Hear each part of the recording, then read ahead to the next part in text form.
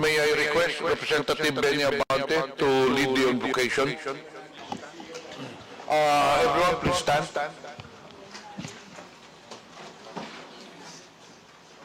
Shall we pray? Heavenly Father, we just want to thank you, Lord, that we could be able to come together to meet and talk about the prevailing problem of this country.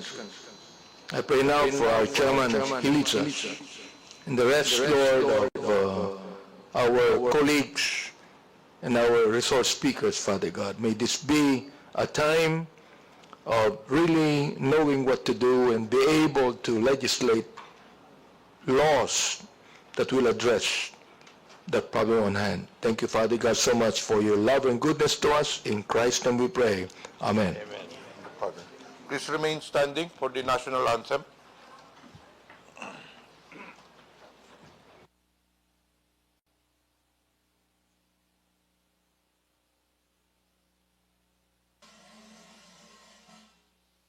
Bayang magiliw, perlas ng sinanganan, hanap ng puso, sa dibdib mo'y buhay.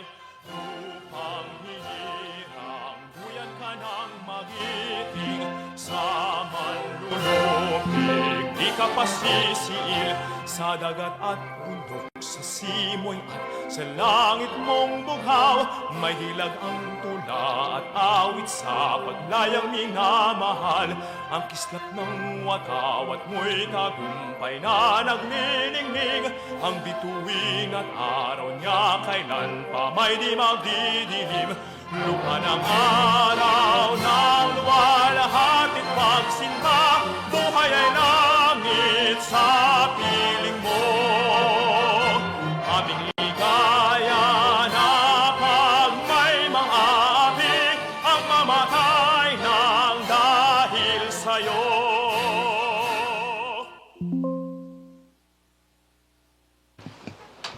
The first item on the agenda is the reading and approval of the minutes of the February 18, 2025 meeting. Any motion from the members? Mr. Chairman, may I move that we dispense with the reading of the minutes of the previous meeting held on February 18, 2026 and move for its approval. So move, Mr. Chair. Any second? Second. Motion to dispense with the reading and approval of the same is hereby approved. Good morning, everyone. Thank you for coming to the third meeting of the TRICOM. My esteemed co-chair, Joboy Aquino, Chair of the Committee on Public Information, honorable members of the Joint Committee, distinguished guests, ladies and gentlemen, magandang umaga po lahat sa atin. For the information of everyone, this is the continuation of the hearing of the TRICOM Committee, composed of the Committee on Public Order and Safety, Information and Communications Technology, and Public Information on the privileged speeches of Representative Robert H. Barbers delivered in the plenary on December 4, 2024, entitled Social Media Vloggers, and on December 16, 2024, entitled Bagong Pilipinas Condemn China Fake News. We convene today to continue our crucial inquiry into the pervasive issues of fake news and misinformation that have increasingly threatened our democratic processes, societal cohesion, and individual understanding of truth. In an age where information is at our fingertips, the challenge of discerning fact from fiction has never been more pronounced or more critical. Hindi na po biro-biro ito dahil nagpalaganap na ng mga fake news. Sagad na at walang pakundangan ang mga taong responsable sa pagpakalat nito sa mga epekto sa taong kanilang pinupuntirya. At pati na rin sa bansa, no one is safe, wala nang sinasanto. As we delve deeper into this inquiry, we recognize that the impacts of misinformation are manifold, affecting everything from public health to political discourse and from social justice movements to personal relationships. Fake news does not merely distort reality, it breeds distrust, fuels division, and undermines the very fabric of informed citizenry that is essential to a thriving democracy. We are here to examine the mechanisms that allow misinformation to proliferate, from social media algorithms that prioritize engagement over truth, to the role of various sectors in producing and disseminating false narratives. We must also consider the responsibilities of technology companies, government bodies, and individuals in combating this insidious threat. Moreover, this inquiry aims not only to highlight the problems we face, but to seek solutions. Together, we must explore effective strategies of media literacy, the regulation of digital platforms, and the promotion of credible sources of information. Our commitment to safeguard our collective future from the dangers of misinformation is paramount.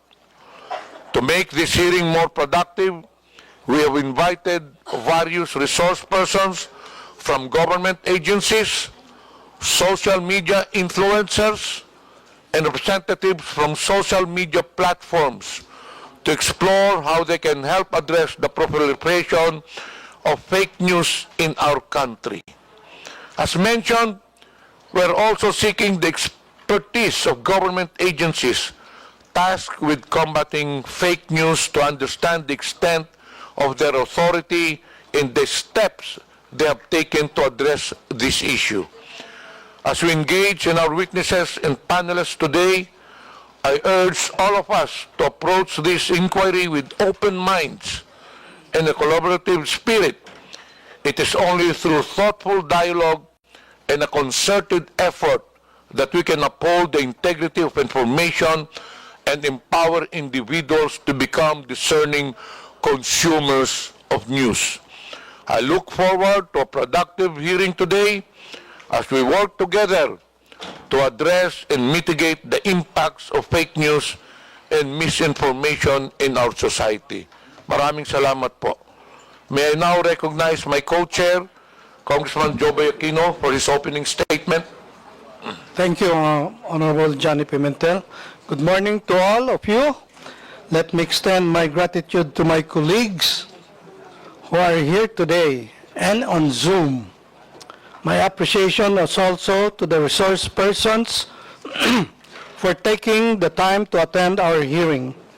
Your presence signifies your commitment to find a lasting solution to the rampant spread of false information on social media. During the past two meetings, we have heard our resource persons discuss the information disorder and its impact on our society. The academe has laid the foundation by explaining the various types of information disorder, how troll accounts and fake news are produced, the consequences of spreading disinformation, and the strategies that we can utilize to combat false narratives on social media. The concerned government agencies presented the actions they have undertaken so far in response to this issue and the challenges that they have encountered. Likewise, the independent media organizations walk us through the fact-checking process, while social media influencers shared their experience in creating social media content. Given the recent surge in disinformation posts, it becomes more imperative to explore effective countermeasures. Today, as we continue the joint inquiry, I encourage everyone to actively participate in the discussion. Let us put a stop to the spread of false information that undermines democratic institutions and processes, as well as distorts the way we perceive social realities. Together, let us dissect and uncover the underlying causes of this issue so that we can once and for all push for the policies that would create a social media environment that promotes a culture of responsible social media use, respectful of people's rights and dignity. We have a short video to show to all to provide context on why we're here in this inquiry. Can we have the video, please? Comsec, Comsec? can you please present the video?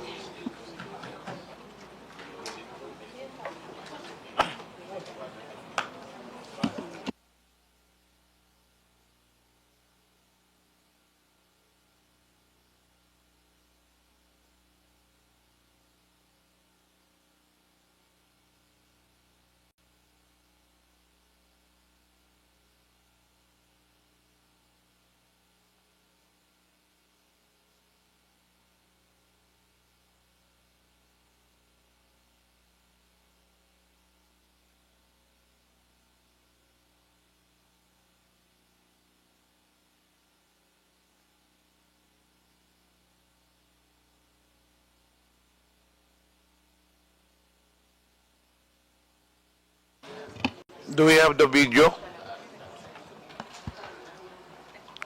Since they are still preparing the video, before we proceed to other matters, may I request the committee secretary to acknowledge the members of Congress present? Thank you, Mr. Chair. Good morning. For today's meeting, I'd like to acknowledge the presence of the following members of the Joint Committee. We have Chairperson Jose Chobay Aquino.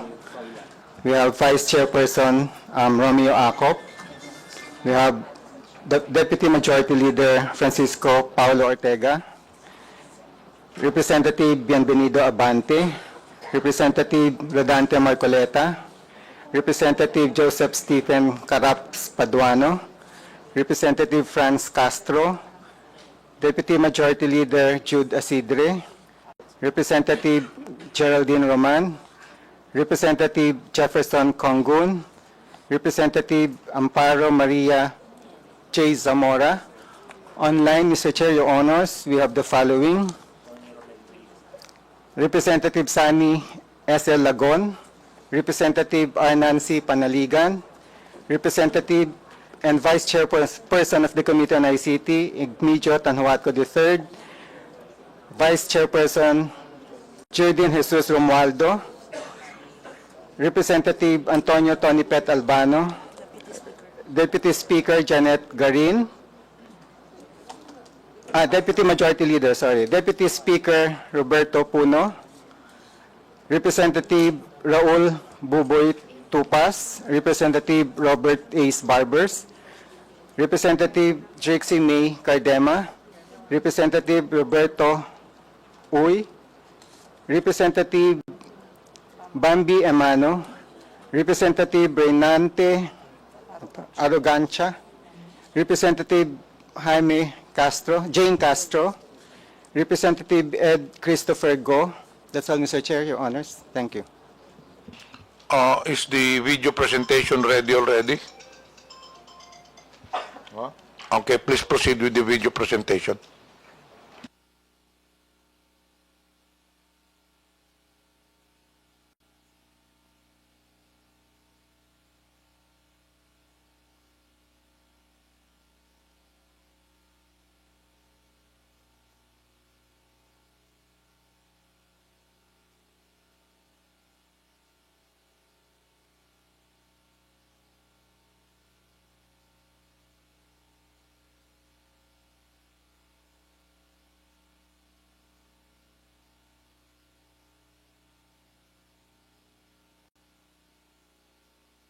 It seems that there is a technical problem, so while waiting for the video presentation, COMSEC, can we acknowledge the resource persons present?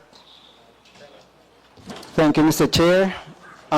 For today's hearing, Before you proceed, may I request the resource persons, once your name is called, please raise your right hand so we can recognize you. thank you, Mr. Chair. For today's hearing, we're happy to have it as the following resource persons. From the Anti-Money Laundering Council, we have Attorney Romeo Trujillo. From the Bureau of Internal Revenue, we have Attorney Mon Michael Uy. From the Commission on Elections, we have Director John Rex Laudianco and Attorney Maria Lourdes Fugoso Alcain. From the Cybercrime Investigation and Coordination Center, we have Undersecretary Alexander Ramos, the Executive Director, Attorney Alvin Navarro, the Director for Anti-Cybercrime Policy Planning and Legal Affairs. From the Department of Information and Communications Technology, we have Director Rodil Anibal and Mr. Anthony Martin Co. And I understand Undersecretary Jeffrey Iandi will be joining us a little later, Your Honors. From the Department of Justice, we have State Counsel Attorney Kirsten Bautista. From the National Bureau of Investigation, we have Attorney Joshua Raimundo, Anthony Alfred Vita, and the Executive Officer Israel Macteni Bausa. From the National Telecommunications Commission, we have Attorney Kathleen J. Lo Egipto. From the Philippine Coast Guard, we have Commodore J. Tariela. From the Philippine National Police, we have Police Major General Nicolas Torre,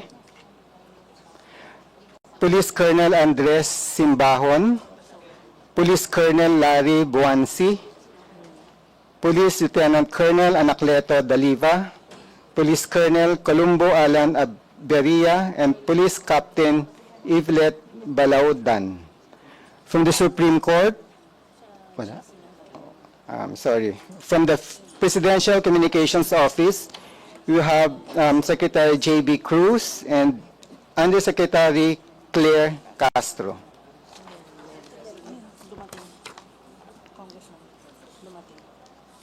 From the ByteDance Philippines or TikTok Philippines, we have Ms. Pichi Paderna and Ms. Bea Bautista. From Vera Files, we have Ms. Ellen Tordesillas, the President and Co-Founder. From the Press One Philippines, we have Mr. John Hart Alawigan and Mr. Lei Jensen San Diego. Also, we have the following resource persons: Ms. Elizabeth Joey Cruz, Ms. Ethel Pineda, Ms. Crisette Laureta Chu, Mr. Mark Anthony Lopez, Attorney J.V. Aspiras, Dr. Richard Tesoro Mata, and Attorney Trixie Cruz Angeles. Mr. Chair, I would like to also acknowledge the presence of Congressman Ramon Rodrigo Gutierrez. That's all, Mr. Chair. Thank you, Your Honors. Mr. Chair. Yes. Yes. May I also request the committee to acknowledge the presence of Mr. Anton Mauricio, who is the Board of Trustee of the Global AI Council, and who could contribute to our discussions today. Okay, Yes. thank you. And another person who is Ai Ubaldo, Executive Director of the Creators and Influencer Council and Blockchain Council of the Philippines. Is she present in the room right now? Okay, thank you, ma'am. Thank you, sir. Before we proceed, may I request those resource persons who have not yet taken their oath to please rise, and I'm directing the COMSEC to administer the oath. All the resource persons who have not taken their oath. COMSEC, please administer the oath. Those who are attending for the first time, please raise your right hand. Do you swear to tell the truth, the whole truth, and nothing but the truth in this inquiry? Please respond with I do. Thank you. Please take your seat. Do we now have the video presentation?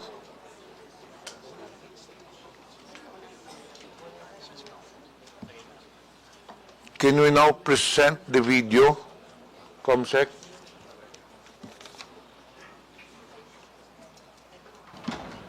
Chair,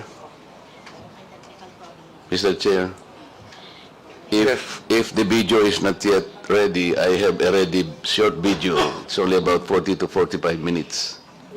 Seconds. Hindi, yan na yata eh. Seconds. Hindi, unahin na muna natin to. Okay. Because this is the committee presentation. Ano ba ang problema?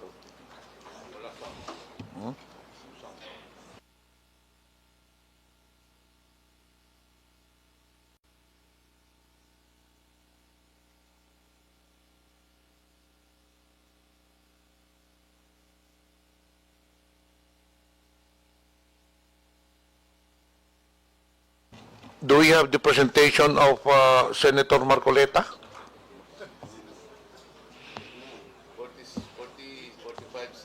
45 seconds or 45 minutes? What is the content of the video? It's about providing context to what Chair Jobo Aquino said, false narratives and false information. Ano bang pwedeng ready dyan? What video is ready? Yung kay Marcoleta o yung sa presentation natin? May problema yung presentation natin. Okay na ba?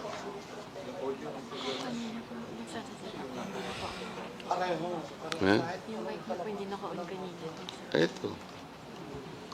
Anyway, while they are preparing the presentations, the discussions on this hearing will be focused on several issues. 1, vloggers. 2, social media platforms, platform policies and enforcement, algorithms and content moderation, fact-checking program, process of taking down posts, advertising and monetization. Number 3, independent media organizations, involvement in fact-checking initiatives like Check.Philippines, database of fake posts and peddlers, engagement with the public, key insights and experience. And the government agencies, if they will have any presentation or statement, NBI, DICT, BIR, AMLAC, PNP, COMELEC, and PCO, of course. And number 5, I don't know if we have celebrities here, but celebrities who are victims of fake news, and then afterwards we'll proceed to the interpellation. Okay na ba ang presentation? Mr. Chair, Representative Abante. if we don't have the presentation yet, I don't think that we have already recognized all of the resource speakers. We would like to ask that all of them be recognized today. Is there anyone from the resource persons that have not been acknowledged? Yeah, can you take the microphone and then introduce yourself, please? Magandang umaga po. Ako po si Mary Jean Kiambao Reyes or MJ Kiambao po sa Facebook. Good morning po, Mr. Chair. Si Aaron Peña po, Old School Pinoy po. Thank you po. Meron pa bang iba? Wala na? Rina Seco po for Manila Broadcasting Company. Okay. Yes. Please recognize yourself.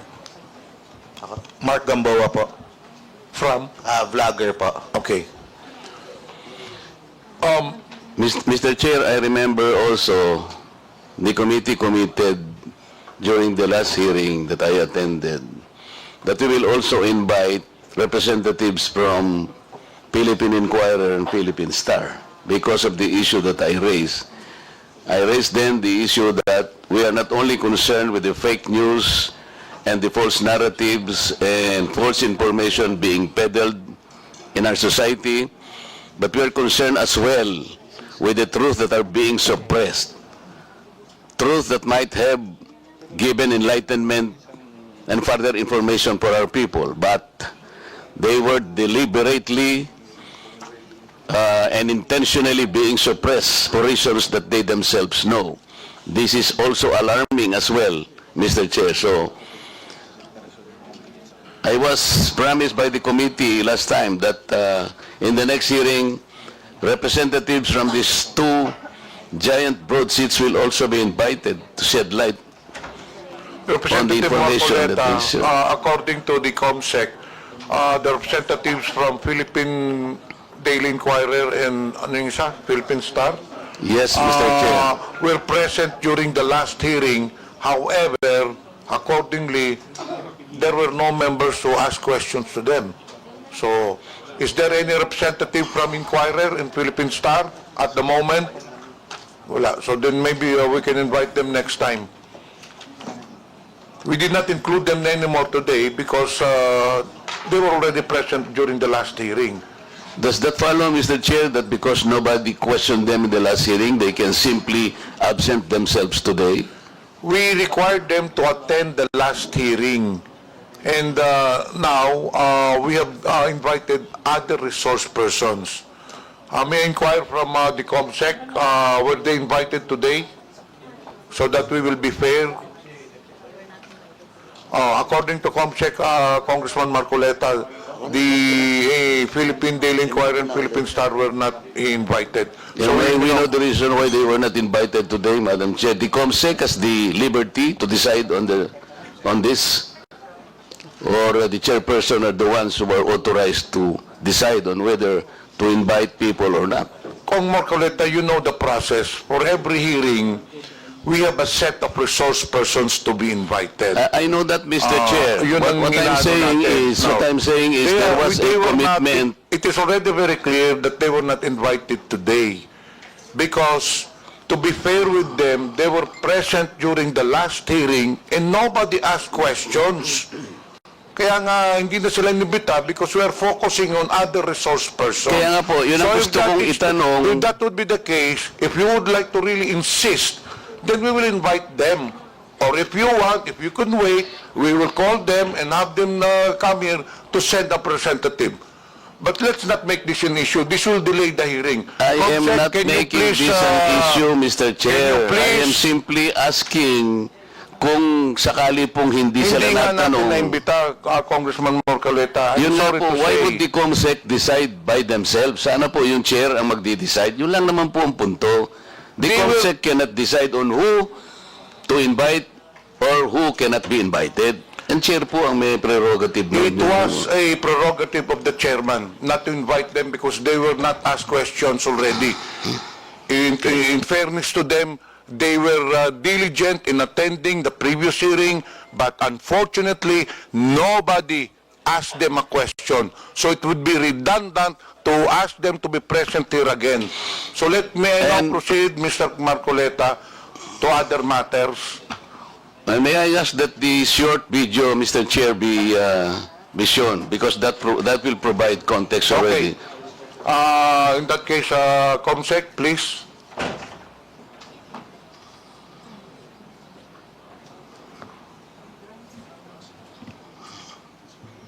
Ng Iglesia ni Manalo. Iglesia ni Manalo na Diablo na nagsasabing iglesia daw ni Kristo. Itong si Marcoleta ay talagang demonyo din na katulad po ni Kibuloy. Paano ko nasabi? Mamaya po papaliwanag ko sa inyo kung gaano po kademonyo yung putang inang Marcoletang ito. Itong malaking matang itong diputang ito na masasabi mo talagang diablo rin katulad ni Kibulok. Mr. Chair, yung vlogger na yan, ang pangalan niya sa social media is Epipanyo Labrador. Hindi ko po siya kilala. Narinig po ninyo kung murahin niya yung aking relihiyon na kinabibilangan. At pati po ako pinagmumura niya, tinawag po niya akong demonyo, lahat. Pero hindi po ako kumikibo. Ang sinasabi ko lang, kung tayo talaga ay i-address po natin ang mga ganitong klaseng paninira na mga narratives, ay siguro po pati itong mga ganitong klaseng tao ay may patawag din natin. Ako po, kahit na po ano pang sabihin nila, I will just stay as I am. As transparent and as accountable as I am. Because right now, what we need are people that can probably criticize us to the height of even abusing their rights. Pero ako po, walang problema sa kanila. Ay darating din po ang panahon that these people will be rendered useless. at wala nang maniniwala sa kanila until time will come na masasabi ng tao that they are stupid, useless people and they are simply liars. Tayo po ang ating role lang basta ayusin lang po natin ang ating pagsisilbi. Kahit ano pong sabihin nila sa atin. Tingnan po niyo yung pagmumura nila sa akin. Wala naman po akong hindi ko po nga kilala yan Kung murahin niya po ako parang kayo po narinig po ninyo lahat kung anong pinagsasabi niya. But people I think will not believe him. Dahil hindi po ako yun, yung sinasabihan niya. Maraming salamat po, Mr. Chair. That is precisely the objective of this hearing, Representative Marcoleta.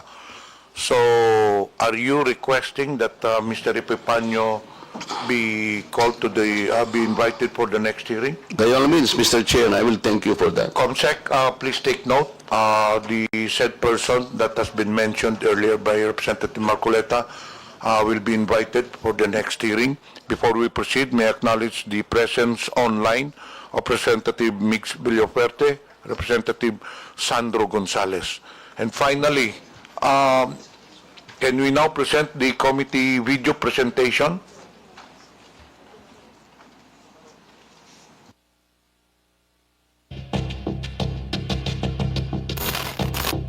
Anumang impormasyon, mabilis na maa-access sa pamamagitan ng internet at social media. Clean at komportable sa online marketplace. Trabaho ba ang kailangan mo? Marami ring online job postings. Pero ang problema, mayroong mga bad actors na nagkalat sa internet. Kung di ka maingat, mabibiktima ka ng online seller na scammer. Ang binili mong cellphone, bato pala ang laman. Bato! Mama Eden, bato! Mama Eden, bato ang laman! Nandiyan na yung pera ko, Mama Eden! Ang online job application mo, elaborate phishing scam pala para sa identity theft. At ang news na binasa at tinanonood mo ay maaaring disinformation campaign o fake news. Tingnan nyo lamang ang mga bidyong ito na nagsisirculate sa social media kung saan sinasabing ang Luzon kasama ang Palawan ay dati umanong teritoryo ng China. At natatandaan nyo pa ba ang mga celebrity death hoax na ito?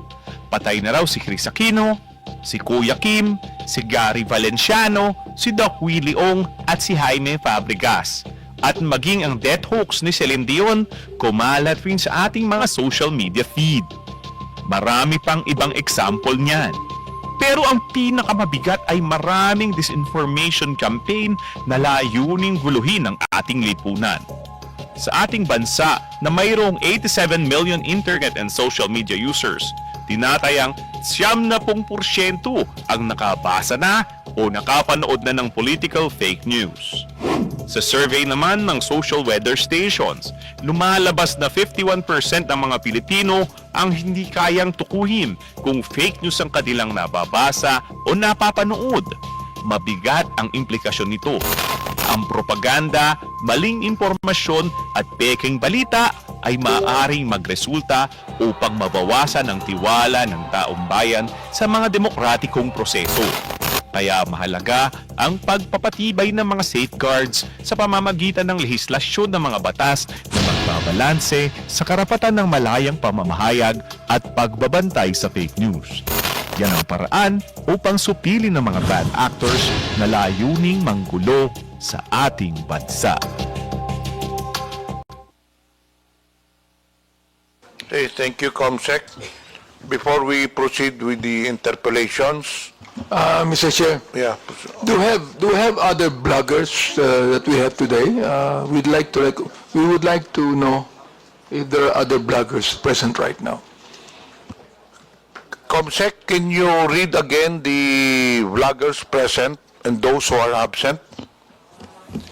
Your Honors, in attendance for today's meeting, the following vloggers: Ms. Elizabeth Joey Cruz, Ms. Ethel Pineda, Ms. Crisette Laureta Chu. Mr. Chair, if they're here, we'd like them to stand up and acknowledge the recognition. We already did earlier. I just told them to raise their right hands. Anyway, we have 18 invited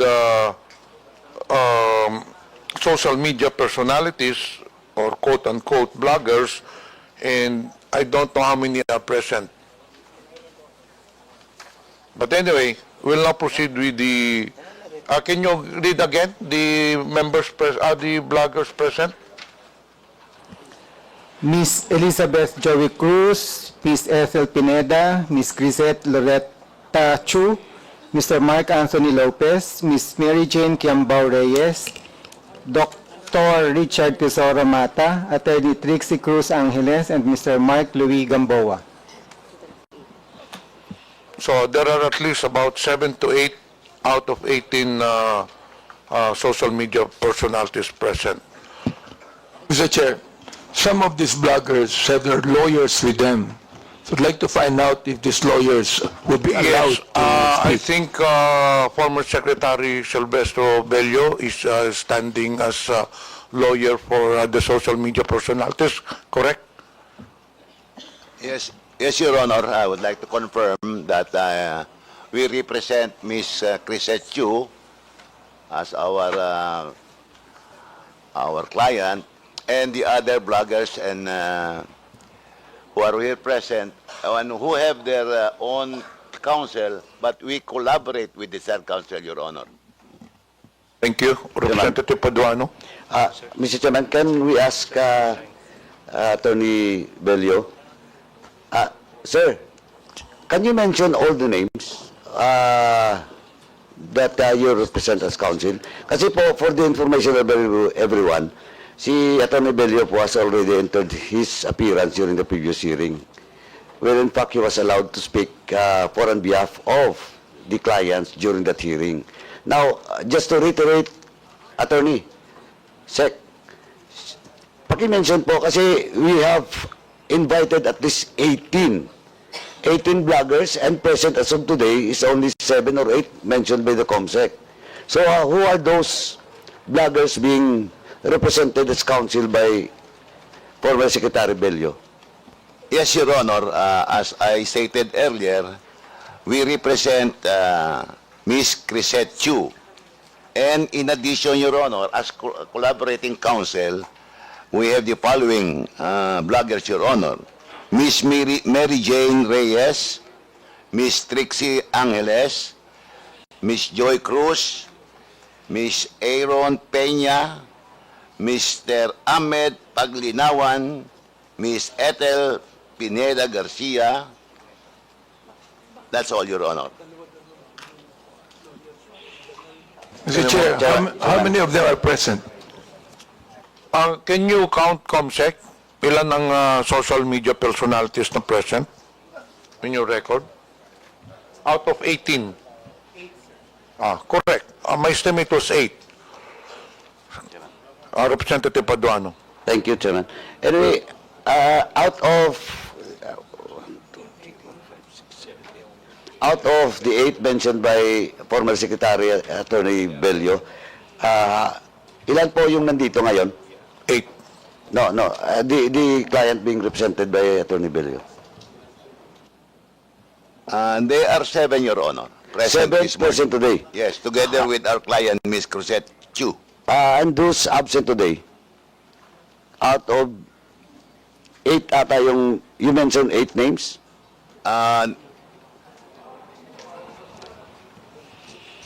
In addition to our client on record, Ms. Chu, Your Honor, we are collaborating with the counsel, with their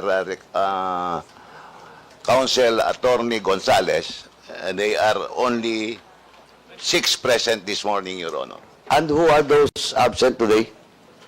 Paki-mention na po yung absent. Para ma-check lang po sa record doon sa invitation that was sent to them. Kung ano pong status nun. We only represent, Your Honor, those, in collaboration, only those who are present this morning, Your Honor. Only those? Yes, Your Honor. So that's, Mr. Chairman, that's on record that they will only represent those present today. Yes, Your Honor, those present today. Only in collaboration with their counsel on record, Your Honor. Sec, hindi ko po ma-remember if the co-counsel of those bloggers have already entered their appearance during the previous hearing. No. You don't want Your Honor, our recollection is only to our counsel, our client on record, Ms. Chu. As to the other bloggers present this morning, we only appear in collaboration with their counsel on record, Your Honor. So, all those counsel for those other bloggers present today, nandito ba? Ano ba? Ano? Okay. Ito si Juan. Si Ethel. Now, I mentioned already Dr. Ethel Pineda and MJ Q. Reyes.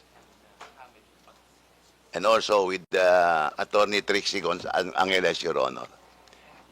And Ahmed Paglinawan, Your Honor. We mentioned that earlier. I understand there are 7 names you mentioned, but what I'm asking is there a co-counsel for these bloggers na nandito ngayon? Wala, Your Honor. You only represent them? Yes, Your Honor. Wala kaming ano. Only those present this morning ang nire-represent namin only in collaboration with the recorded counsel, Your Honor. Okay, thank you, Mr. Chairman. But anyway, Chairman, just for the record, with regards to all those invitees and those also, and those resource persons that was issued a show cause and subpoena, we'll discuss it later, Mr. Chairman, for the status of all those resource person that was issued show cause orders and subpoena. Thank you, Mr. Chairman. Thank you. We'll now proceed to tackle the... Yes, please state your name to be recognized. Yes, good morning, Your Honor. I'm Dr. Richard Tesoro Mata. I'm one of the social media. I have a counsel, Your Honor. Her name is Attorney Faye Singson. Good morning, Your Honors. I am here to assist Dr. Richard Mata, Your Honor. I am Attorney Faye Singson, Your Honors. Thank you, Your Honor. Okay, thank you. We'll now proceed to, before that, may I acknowledge the presence of Representative Daphne Lagon online and Representative Zia Alonto Adyong, who is present. Dun sa ano, malapit sa Please state your name. Malamang. Okay. Mr. Chair, I would like to I would like to inform the Honorable Committee the presence of my counsel with me to be put on record. Okay, your counsel, please. Good morning, Mr. Chair. I'm Attorney Mark Anthony and Manuel, counsel for Miss Elizabeth Joey Cruz. Thank you. Okay, noted. We'll now proceed. The first issue that to tackle is the social media personality. Representative Pablo Ortega. Sorry. Siguro po, Mr. Chair, maganda po na kunin din yung ginagamit nilang mga pangalan, yung mga vloggers. Kasi may parang account name po sila, saka screen name or aliases to be included po sa record as... Kasi may attendance po sila as their individual names. Maganda po siguro makuha din po yung account names. Comsec, please attend to it para hindi na natin isa-isahin pa. Can you approach the social media personalities? What are the names that they're using in their blog?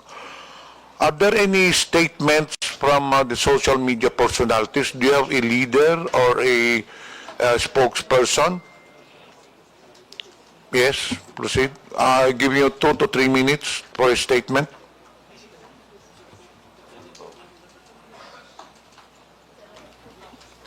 Good morning, Mr. Chair and Your Honor.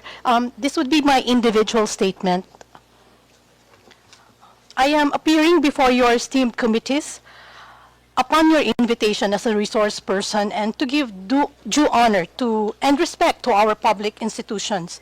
Ako po si Mary Jean Kiambao Reyes or MJ Kiambao sa Facebook, co-founder ng isang humanitarian organization. I am actively involved in providing assistance to indigent pediatric patients and communities affected by natural disasters for almost 2 decades now. And as such, I'm exposed to the sufferings of many of our countrymen.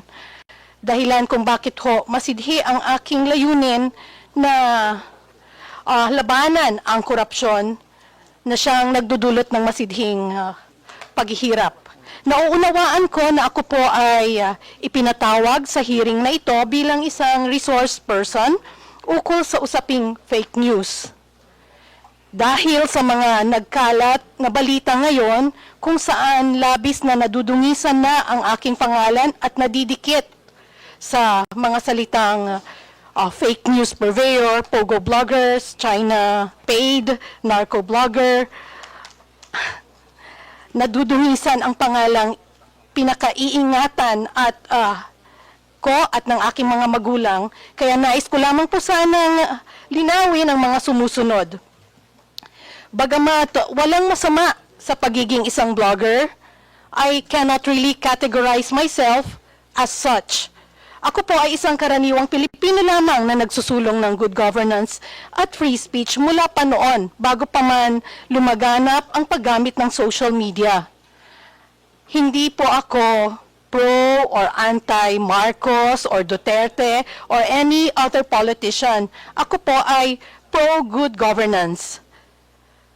Sumusuporta po ako sa bawat pinuno at bawat Pilipinong nagtataguyod ng maayos at malinis na pamamahala at malayang pamamahayag at pagpuna. Hindi po ako taga-balita. I am not a journalist. I only react and opine to news and current events online. I criticize and yes, I admit sometimes I have my biases, but I do not hit below the belt or resort to ad hominem statements. Issue-based lamang po ako. Lalong hindi po ako nagsusulat o deliberately nag-share ng fake news. Bagamat hindi ko pinasok ang mundo ng pagbabalita, ako po ay isang mass comm degree holder. Isa rin akong editor-in-chief noon at dala-dala ko pa rin ang mga pinag-aralan ko at code of ethics ng mga mamamahayag. Ang bawat opinion ko at reaksyon sa social media ay base po sa aking katotohanan. Katotohanang ayon sa aking karanasan, pinaniniwalaan at prinsipyong pinanghahawakan. Hindi po ako tumatanggap ng anumang bayad o pabor mula sa pogo, sa narco, China o sa kahit sinong politiko. I have always been against all forms of gambling and illegal drugs. Kabilin-bilinan po ng aking mga magulang, magdildil ka na ng asin, huwag ka lang magnakaw at huwag mong ipagbibili ang iyong dangal. Nag-aral po ako ang maigi at kumayod ng husto para maitaguyod ko ang aking pamilya at ang aking sarili sa marangal na paraan. Kaya masakit po na madikit sa mga ganong salita na yung mga fake news purveyor at narco-bloggers. Ngayon naman sa usaping China at West Philippine Sea, I do not claim expertise on this matter. Ang sa akin lamang bilang isang Pilipino, marapat lang na protektahan natin ang bawat isla ng ating bansa sa legal at mapayapang pamamaraan. I am afraid, Your Honor, na wala po ako masyadong maiambag sa usapin ng fake news, pogo bloggers, narco bloggers, as I am not in any way involved in any of that. I also cannot claim expertise on social media and blogging. In fact, my SOCMED account is not even monetized. Now, given my limited knowledge on the topics of this legislative hearing, ang maimumungkahi ko lamang sa ngayon ay dalawang bagay lamang. Una, labanan po natin ang fake news sa pamamagitan ng paglalabas ng mas maraming reliable information mula sa iba't ibang ahensya. Pangalawa, and more importantly, paigtingin po natin ang edukasyon ng bansa. Gawin nating mas matatalino ang mga Pilipino so they themselves can more easily decipher what is true from what is false. And I think everyone here sa mga kasama ko sa social media, support the efforts of the TRICOM. We agree that free speech and freedom of expression must be protected and that fake news, disinformation must be eradicated. These are our common grounds that unite us. We wish TRICOM every success. Yun lamang po sa ngayon ang aking maimumungkahi. Sakaling may mga issue sa mga susunod na pagkakataon ukol sa free speech anti-corruption at disaster relief operations kung saan mas doon po ako linya. At doon yung mas marami kong maiaambag ay handa po akong makipagtulungan. Muli, maraming salamat at magandang umaga po sa lahat. Thank you, Ms. Reyes. Just a reminder to the members, after the statements or discussing the issues, we will proceed to the interpellation. As usual, we have a rule for those who would like to interpellate. Please have your names listed for a proper and orderly hearing. Are there any other statement? Can you limit it to 2 minutes? Okay. Please state your name. Magandang umaga po sa inyong lahat. Ako po si Dr. Ethel Pineda Garcia, 64 na taong gulang at isang manggagamot.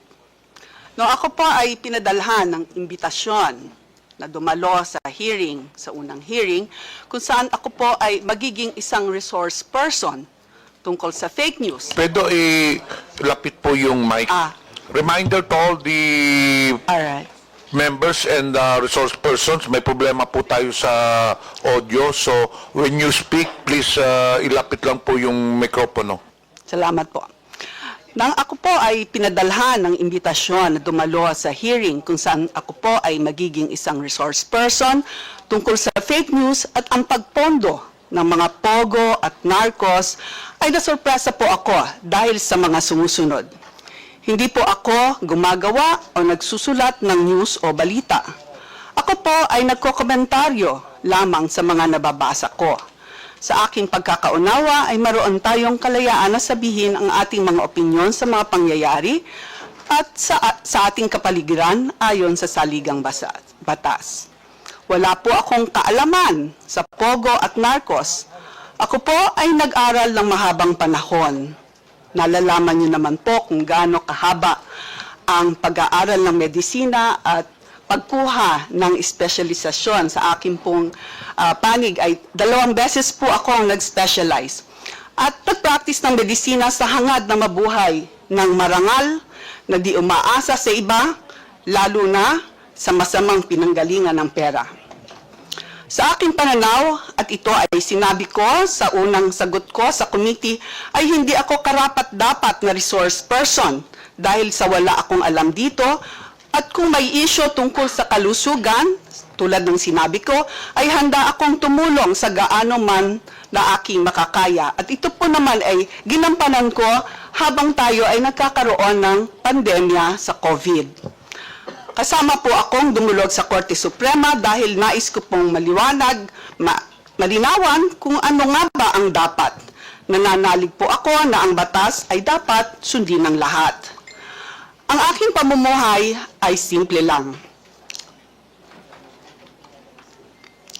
Wala po akong karanyaan. Ang buhay ko ay itinoon ko sa pag-aalaga ng aking pamilya bilang breadwinner sa mahabang panahon.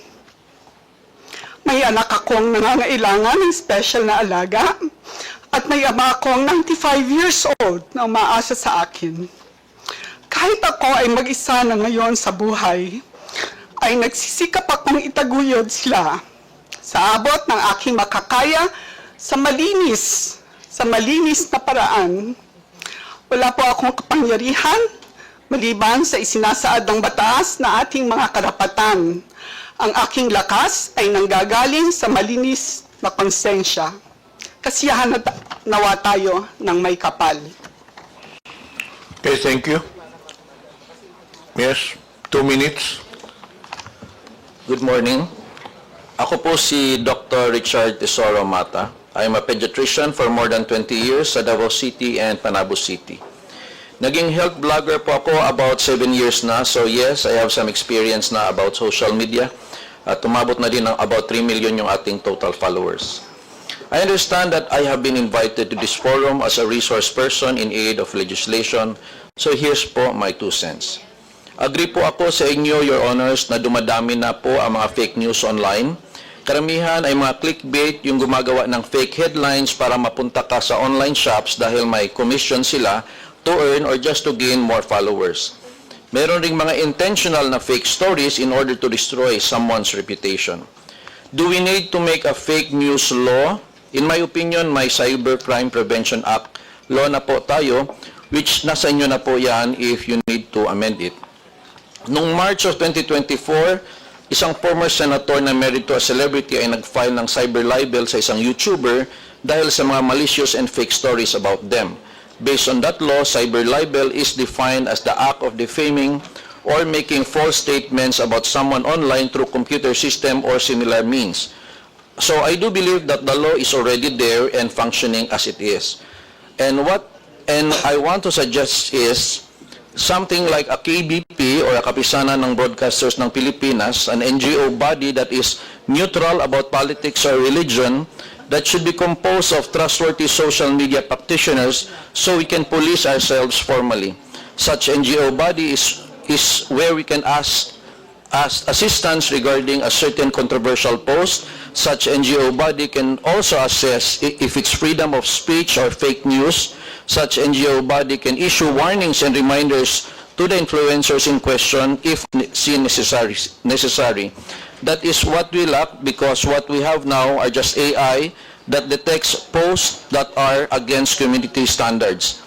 And usually, if you report an influencer, it's hard to talk to a person in charge, but what we have are automated reporting system only.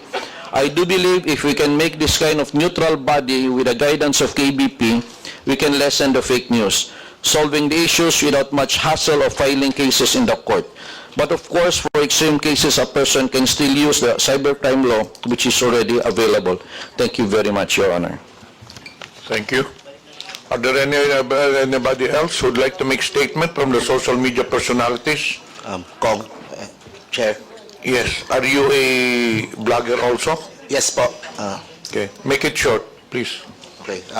Thank you, Mr. Chair. I'm Mark Gamboa po, political vlogger. Pangatlong appearance ko na po ito sa TRICOM. Gusto ko lang pong masaya po ako na nakasama na po natin ngayong umaga. Ito pong mga kaibigan po natin sa DDS side, lalo na si Miss Trisette Chu. Ayan. Kamusta po?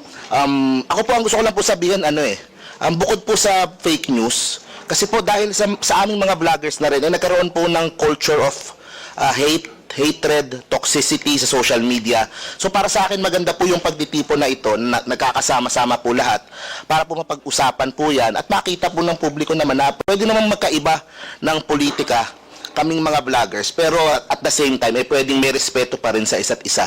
And also, kasi po nasanay na po ang mga kababayan po natin sa kultura na porket online, kung ano-ano po yung sasabihin doon po sa mga personalidad o sa mga tao, mga masasakit na salita. Ang maganda nga po dito, nandito po tayo ngayon, nandito yung mga vloggers from different political camps. Kung meron silang gustong sabihin sa mga, for example, kay General Torre dito, pwede po nilang sabihin harapan po. Hindi po yung sa social media lang, at pwede po nilang face-to-face po sabihin. Kasi po minsan po, ang nangyayari po dahil social media, sa pagka-toxic po, doon na po, kumaga mas tumatapang po yung mga kababayan po natin na hindi naman kayang sabihin face-to-face. So, yun lang naman po. Thank you po, Mr. Chair. Okay, we'll now proceed with the social media platforms. We have here the representative from TikTok, Ms. Pichi Paderna. Good morning, Mr. Chair. You now have the floor. Mr. Chair, we actually have a video that we'd like to share with the Honorable Committee. We'd like to request the committee secretary to play the video, please.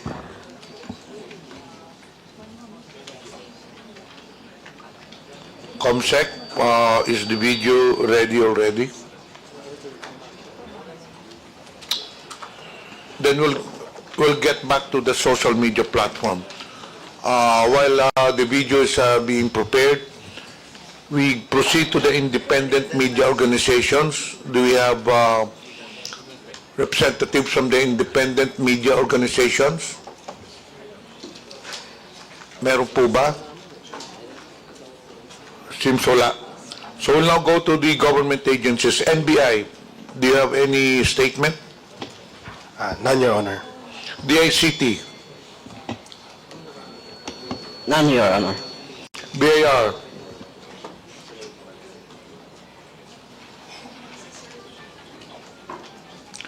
AMLA. PNP, General Torre, the flavor of the month of TikTok. None, Your Honor, sir. To the COMELEC, None, Your Honor. Thank you po. and of course to the PCO. Do you have any statement? Sir, I would like to make a statement. First of all, thank you for inviting the Presidential Communications Office in this very big fight against fake news.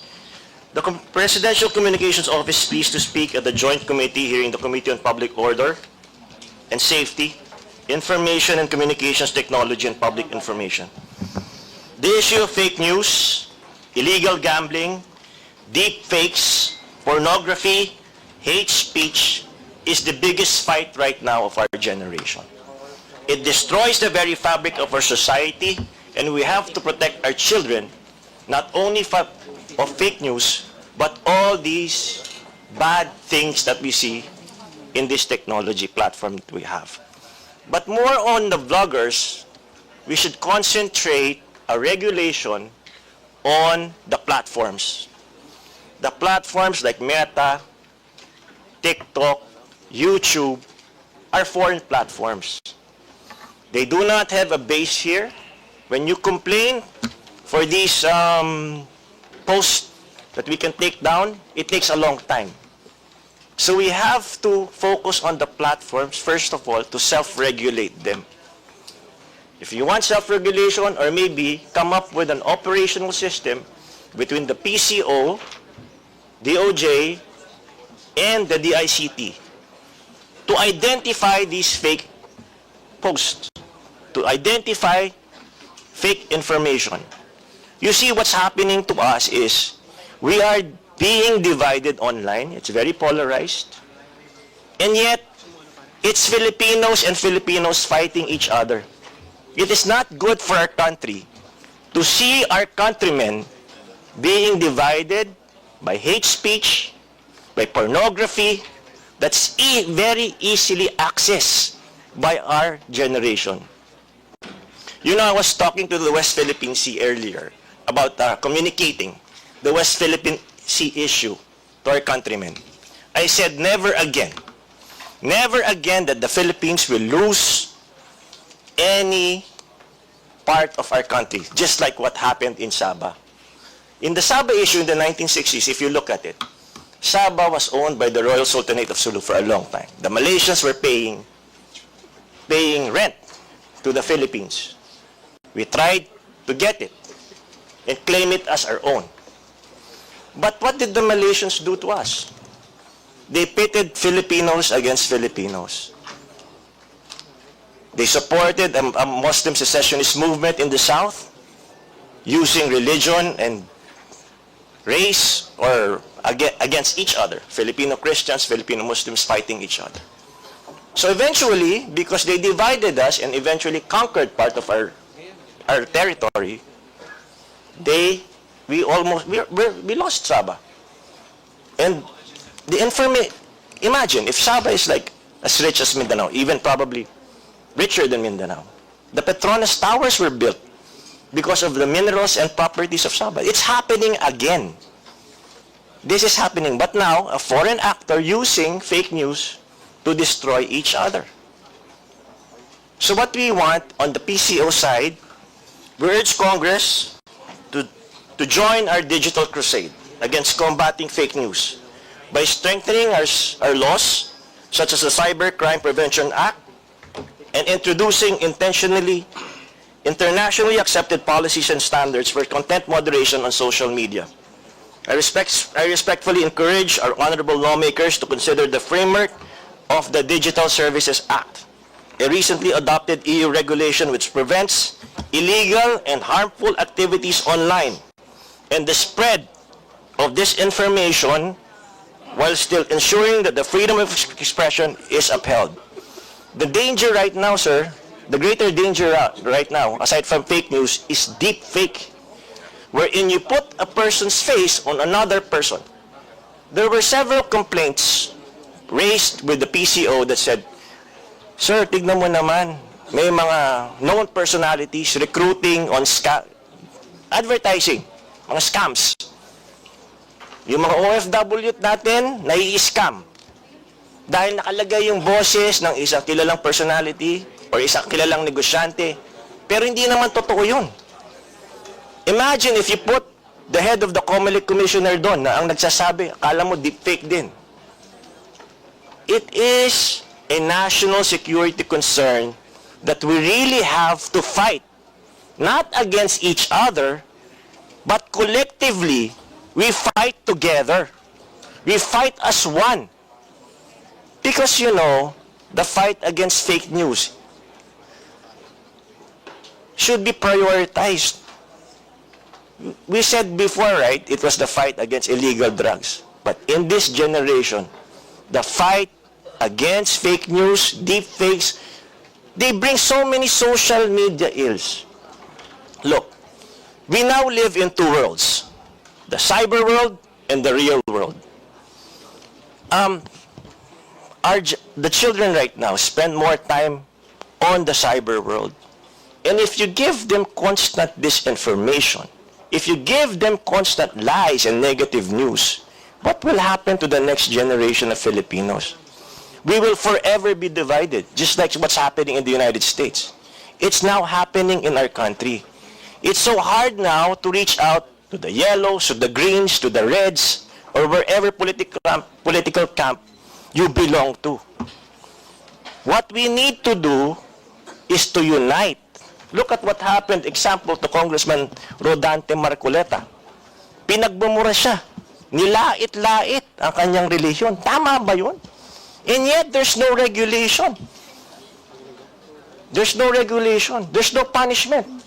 So, on the part of PCO, we're trying to come up with an operational system wherein the DICT, the Department of Justice, and PCO should come up together to take down all these posts we consider national security concern and posts that divides Filipinos and spreading of fake news, and also the fight against illegal online gambling on the internet. It's not just fake news. There's so many ills there. But of course, with technology, there's good and there's bad. It can be a force of good, but we make sure that online, the voice of truth should be louder than lies. It should always be louder than lies. Because now, a lie told 1,000 times drowns out the truth. We don't know what the truth is anymore. So we make sure here, as PCO, we make sure that in PCO, our foundation are truthful facts. I urge everybody here, let's get our acts together. We are not the enemies. We should stand together. The enemy is fake news. Thank you very much, Mr. Chair. Thank you, Sec. Ruiz. Before we continue, may I acknowledge the presence of Deputy Speaker David J.J. Suarez, and online we have Honorable Nelson Dayanghirang, Honorable Raul Daniel Manuel, and Honorable Celso Rehencia. We will now proceed with the interpellation. As I've said earlier, to have an orderly hearing, may I request all the members who would like to ask questions to have your names listed. Please state your name. You have something to say? Yes, Mr. Chair. I would just like to inform the committee that Ms. Sasrogando Sasot was not recognized and was kicked out of the Zoom link that she was provided for. Unfortunately, ma'am, the Zoom meeting is exclusively for members only. Hindi po para sa hearing yon. The Zoom meeting is for members and the committee secretariat staff lang po. So if she's here in Manila, then she can attend the hearing. Abutin pa naman to ng mga another 3 to 4 hours. We have already 9 members who will be interpolating. We cannot, we would like to apologize because we cannot really accept that. It's exclusive for members and committee secretariat only.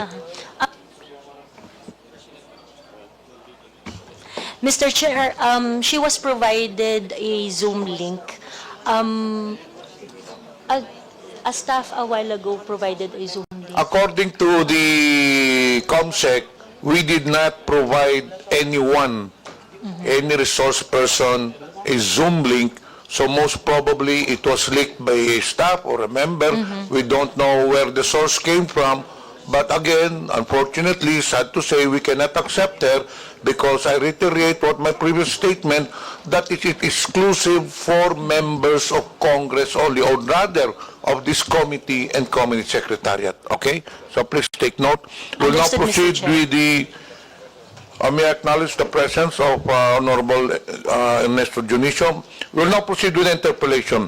First on the list, Representative Dante Marcoleta. You have the floor. Maraming salamat po, Mr. Chair.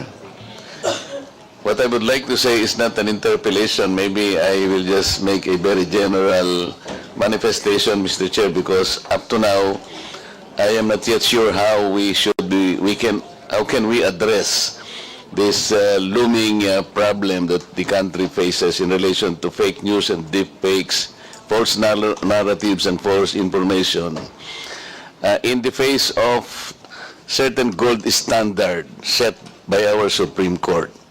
This gold standard, Mr. Chair, came in the form of decisions. May I just cite at least 4 of them, Mr. Chair, for our sake. This concerns the conduct of public men, people in government, and how criticisms can be hurled against them and how should they respond to these criticisms. I think these are very important standards, Mr. Chair, in the wake of our desire to probably make laws in relation to free speech. The first one, Mr. Chair, is the case of Yabut versus Office of the Ombudsman, 303 Philippines 319. And I quote this: a public official, more especially an elected one, should not be onion-skinned. Strict personal discipline is expected of an occupant of a public office because a public official is a property of the public. He is looked upon to set the example how public officials should correctly conduct themselves, even in the face of extreme provocation. The second standard, or the second case that reiterates this standard, Mr. Chair, is United States versus Bustos, 37 Philippines 731. And I quote this: the interest of society and the maintenance of good government demand a full discussion of public affairs, complete liberty to comment on the conduct of public men is a scalpel in the case of free speech.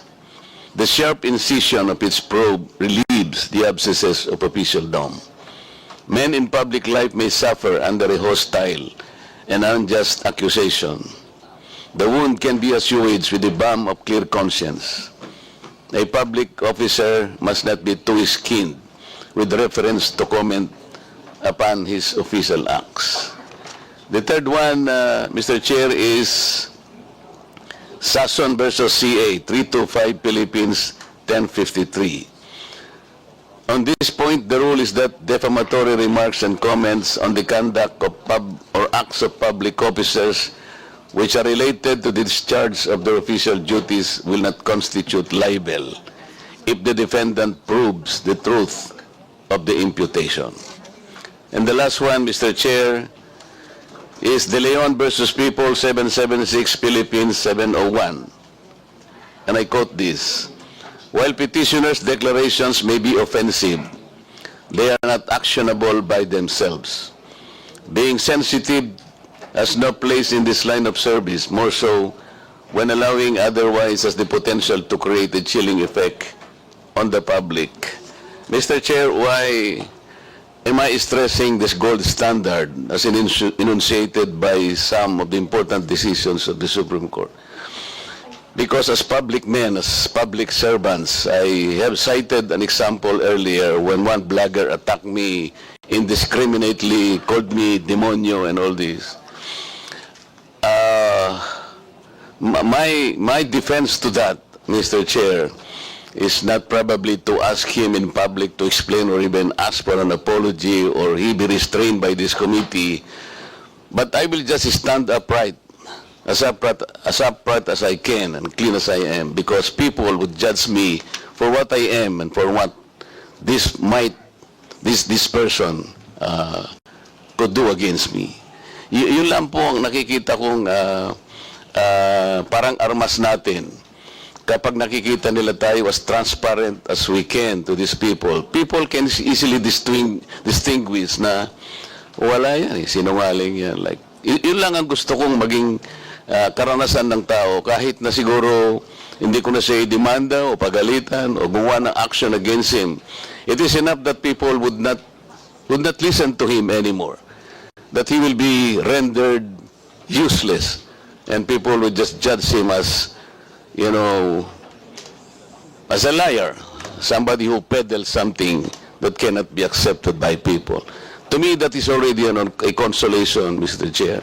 So kung ating pong mga vloggers ay maaring napapasobra po yung kanilang pagkikriticize sa atin, talaga kung minsan po ay ganon. We have to strike a balance between the public affairs, between the public issues that must be deliberated completely and in the light of an extensive discussion of public affairs of government. You have to strike a balance between the importance of these issues discussed in public and the hostile accusation that might arise from this. Yun po yung gusto ko po.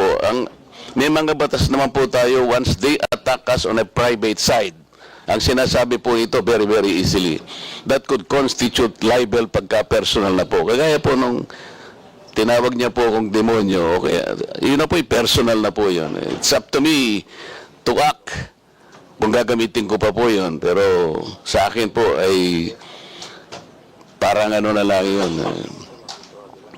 Katulad po nung nakaraan na pagdinig po, hindi ko makalimutan, isang abogado pa naman yun na nagbablog po na sinabi niya na huwag kayong maniwala sa pakulo at panliling lang ni Marcoleta. You were here, Mr. Chair and members, nung tanungin ko po siya, ano po ba po yung basihan ninyo na ako po'y nandin lang. Wala po siyang maisagot ng kahit ano. He is a lawyer and he was allegedly teaching in a very reputable law school. So yun po, Mr. Chair, pwede ko po siyang demanda ng, pwede ko po siyang padisbar. No? Iniisip ko lang po na pwede kong gawin yun because as a lawyer, ay maling-mali po yung ginawa niya because we have our own code na talaga pong pinagsisikapan naming itaguyod sa mga members po ng Philippine Bar. So, meron po tayong mga batas na umiiral, Mr. Chair. May libel, ando na po yung maring madisbar po yung mga kamukha namin na members ng Philippine Bar, na nasosobrahan na po yung sinasabi nila. Pero sa mga vloggers po na maaaring kinikriticize tayo because our conduct is public. Yung pagsisilbi natin is public. They need some kind of a medium. Nakikita po nila tayo that we should be as transparent and accountable as we can be. Sa akin po ay binibigay ko na lang pong isang karapatan para sa kanila. Wag lang po sana yung sumobra po na maging personal na po ang mga pangyayari. Maraming salamat po, Mr. Chair. Paalala lang po sa lahat, pakilapit po yung mikropono dahil may problema tayo sa audio. Medyo mahina po. The next to interpolate, Representative Rods Gutierrez. You have the floor. Thank you, Mr. Chair. Mr. Chair, I understand we have quite a lot of topics to discuss today. And first of all, I'd like to express my gratitude to our resource persons for attending after this whole time that they have not, no? Although we have to recall that twofold po yung privileged speech ni Congressman Barbers. On one hand, we have the proliferation of fake news of the vloggers na binabanggit, and I'm sure we'll be getting to that at a later time. But one thing that we'd like to discuss is also that might have been forgotten is the other privileged speech of the Honorable Barbers regarding fake news in China. So this is something that we wanted to highlight in the previous hearings. However, wala po yung the social media platform most involved. Luckily today, we'd like to thank them for their appearance. Nandito po yung ByteDance, owners of TikTok. So we could now discuss this issue thoroughly. To begin po, I'd like to direct my questions to the good spokesperson of the Coast Guard, Commodore Tariela. Commodore Tariela, magandang umaga po sa inyo. Good afternoon na pala po. Good noon. Sir, meron po kasi earlier this month to the Honorable Chairman, kumakalat na post sa Chinese social media platforms. And instead of just limiting yung discussion sa West Philippine Sea, parang expanded na po yung kanilang claim. Lately, their claim now is that nagsasabi na ang China ay nagmamay-ari at namamahala sa Palawan for a period of 1,000 years sa Zhenghe Island. Ito rin daw yung basis for the island to return to China. Are you aware po, sir, of this post in relation to yung West Philippine Sea issue natin? Mr. Chair? Yes, you can proceed. Yes, sir. The Philippine Coast Guard is aware of the social media post that is circulating in the different social media platforms. Mr. Chair, I think the committee secretary, just for the information of the body, is the committee secretary prepared to flash this figure 1 po? Para lang makita natin. Let's not give it dignity. We will not play the video. But just to have, para may idea lang po ang ating mga mamamayan kung ano po yung itsura nitong post. Ito po yon. Is this the same post that you're referring to, Commodore Tariela? Yes, sir. Okay. So, Mr. Chair, with your permission, I wish to bring attention to this honorable committee these screenshots showing an individual defending China's false claims over Palawan online. These comments were captured by the Facebook page Palawan Daily as part of efforts to debunk these false claims. This is a disturbing example of blatantly fake claims which are now spreading across the internet. While these claims are clearly ludicrous, there is no telling how many people may believe it or what kind of effect such belief could have. What is clear, however, is that there are individuals or entities who consciously created this content, clearly aiming to undermine our national sovereignty. So as you can see po, aside po sa post na, yung sa right side po, yung lumalabas actually, parang video po siya, but then even in the comments, there are people defending this. And I think it would be hard for us to determine the authenticity of these persons, Chinese nga po yung characters, that is, an issue po ng fake news in relation to the West Philippine Sea is that some of the actors are beyond our territory po, no? So that's another aspect that would add complexity to the regulation of these things. But we'll go into that po siguro with TikTok later on. So, Commodore Tariela, sa buong panahon mo po sa PCG, nakarinig ka na ba ng parehong balita na kinaklaim ng China ang Palawan? Kailan po ninyo unang nalaman na may kumakalat na balita na sinasabing pag-ari ng China ang Palawan? Well, Mr. Chair, this is the first time that I heard about this, about the social media post. That kind of claim has never been done before by the People's Republic of China. This is their new narrative right now. Ang dating narrative po nila ay simply limited to the surface features in the West Philippine Sea po, no? But yes, never have they claimed Palawan as having their ownership. Yes, sir. At kung nakita po ninyo yung comment, kasama rin po, yung isang comment doon, kasama na rin daw yung Luzon Island na inhabited daw ng China at pagmamay-ari po nila. Is that the first time for you to hear this claim also? Yes, sir. Ano po ba ang, well, if this is the first time, then we, obviously, for us, walang claim, walang basis naman po yung claim. Upon hearing this po, I know this is now, ano po yung magiging reaction ng PCG in relation to this? Well, the reaction, sir, of the national government is that we asked the National Historical Commission to directly debunk such historical claim of the People's Republic of China or whoever spread that fake news or misinformation. The position of the Philippine government is saying that Palawan and the entire island of Luzon has long been part of the Philippine archipelago. So, ang usual response po natin is to fight it with information, proper information naman po. Yes, sir. But that does not take away the fact na this would be circulating pa rin online, sir, no? Yes, sir. Ang PCG po ba ay active in requesting for takedown of such information sa social media platforms? In this case, for example, TikTok. Yes, sir. In coordination with the Philippine Information Agency, sir. Sir, can you please give us an idea po kung ano yung proseso po ng PCG in relation to? Kasi the way that I see it, although lahat po tayo ay biktima nito, the agency most involved would be the PCG po, no? Kayo rin ang parang ito ay attack sa inyo because this would be your area of responsibility. Ano po yung process po ninyo when trying to debunk these claims po? Well, especially if it concerns our operations, sir, that clearly countering our factual narrative. We relay our concern to the Philippine Information Agency, the PIA, which is also under the PCO. And since PIA has established connection with Meta, that's the only time that we can wait for any response, whether it will be taken down or we have to wait for, or we have to provide for additional information to be taken down by Meta, sir. Commodore Tariela, through the Honorable Chairman, meron po ba kayong opisina na task para ma-monitor mga online activities or information, lalo na nagmumula sa China? Right now, sir, the Commander of the Philippine Coast Guard, Admiral Ronnie Hilgavan. Originally, sir, my designation is the spokesperson of the Coast Guard for the West Philippine Sea. My office was only Philippine Coast Guard West Philippine Sea Transparency Office.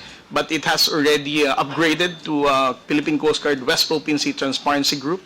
And that now includes monitoring of social media platforms that spread fake news and misinformation. Sir, ito po ba ay kasama sa original mandate ng PCG? Or is this part of the evolving new frontier nga po na tinatawag nila sa conflict over the West Philippine Sea? This is part of our evolving role right now, especially that the national government is supporting the Transparency Initiative to make the Filipino people understand and be aware of what's happening in the West Philippine Sea. And the only way that we can be more successful in creating awareness and right information to the Filipino people is also to safeguard the spread of fake news, sir, to have it prevented to proliferate in the social media platforms. I see po. Generally po kasi, Commodore, ang pagkakaintindi po namin sa PCG, no, ay napaka-physical po dapat ang ating role, no? Kayo po talaga ang defenders of the West Philippine Sea as our internal waters there. Kayo po ay nandun, kayo po ay talagang watching over yung mga transgressions, ngunit ngayon, it seems to be yung transgressions are also appearing in the cyberspace. Ano po yung epekto po nito sa ating soberenya? Kasi isa-iba po, ang minsan sinasabi nila, these are just words. And this would not really affect, it should not affect us. But do you stand by that sentiment po? You know, sir, one of the main reasons why President Bongbong Marcos, through the National Task Force West Philippine Sea, supported the Transparency Initiative because he basically inherited a nation wherein Filipino people, right after he assumed the presidency, there's a very limited information that Filipino people learned about the West Philippine Sea. From 2016 to 2022, there are very small portions of information that we told the Filipino people. And for the President to only deliver his commitment of not surrendering a square inch of our territory to any foreign power, he has to get the support of the Filipino people. And the Filipinos will not be supporting our fight in the West Philippine Sea if they do not know what's happening in the West Philippine Sea. So with the transparency effort that we're doing now, as we can now see from different surveys, more Filipinos are being aware of what's happening in the West Philippine Sea. And that's, you know, as what Justice Carpio said, our fight in the West Philippine Sea is intergenerational. It is important for the younger generation, especially, to understand our fight in the West Philippine Sea. That's why our fight for fake news and misinformation is very important for us to sustain our fight for sovereignty. Thank you, sir. I would agree with that po, no? As mentioned actually by Secretary Ruiz. For example, ako po, generation namin, we're not aware already of the Sabah issue. And I fear that might be what will happen, no, with the West Philippine Sea with this continued disinformation. So we're glad to know po na at least the PCG, despite your mandate being the actual physical defense of the West Philippine Sea, physical monitoring and the regulation of the area, we're glad to know po na that you're evolving. Unfortunately, it shouldn't be that case. We will try to do our best here in this committee to combat at least yung cyber aspect of the of that front. Pero in relation to that po, Commodore Tariela, through the Honorable Chairman, we really have to make all these actions to counter this map expansion tactics ng China, whether it's in the actual or the cyberspace po, no? Pero do you have any recommendations po in relation to this disinformation front of the West Philippine Sea? Well, I think, sir, it's important for us to make the bloggers or any other social media influencers to understand the limitation of freedom of speech, especially if it has something to do with national security concern. Sometimes it's very easy for bloggers or any social media influencers to say that West Philippine Sea, we do not have bases, that the Philippines is the one escalating the tension, those kind of thing.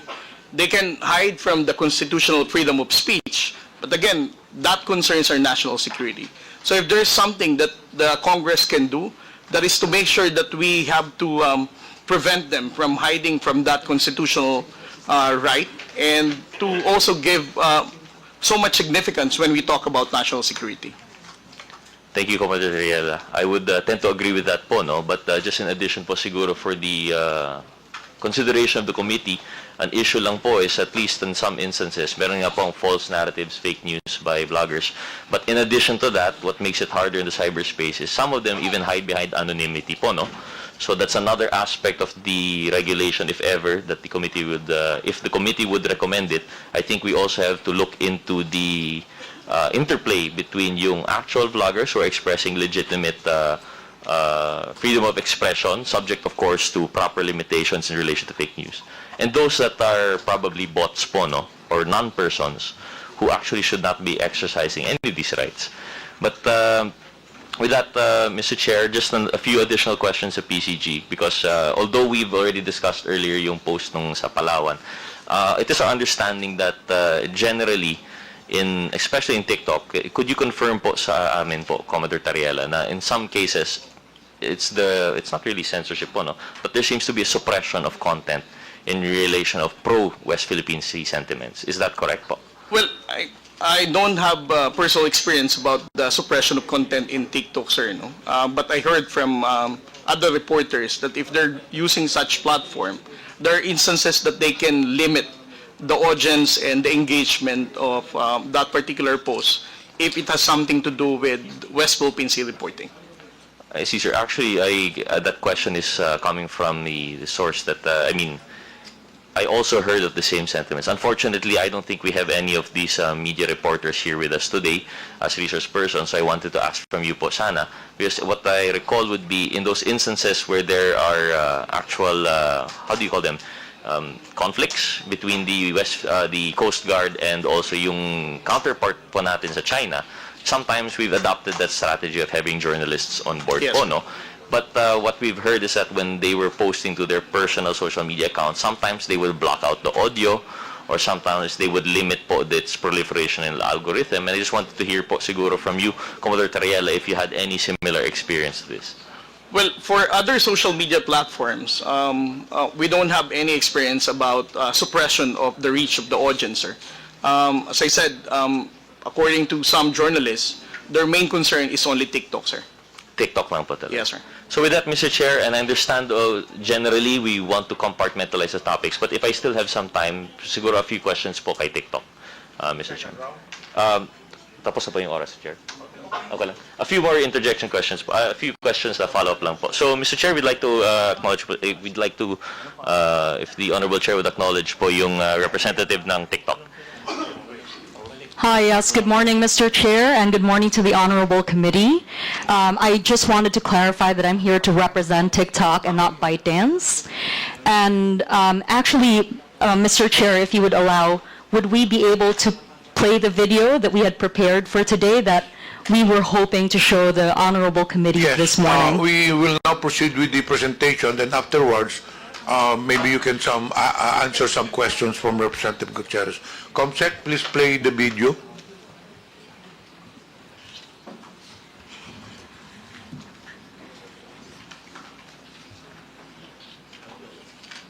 May audio po. May audio po yan.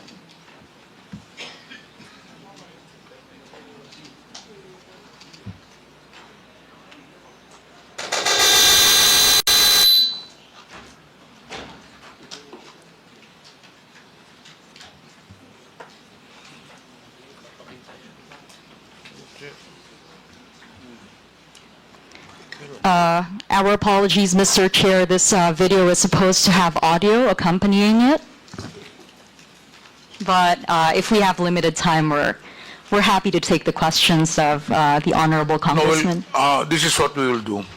We will get back to it later. Medyo ayusin lang nila. So you can now proceed with the questions, Representative Gutierrez. Thank you very much, Mr. Chair. So, Mr. Chair, questions directed at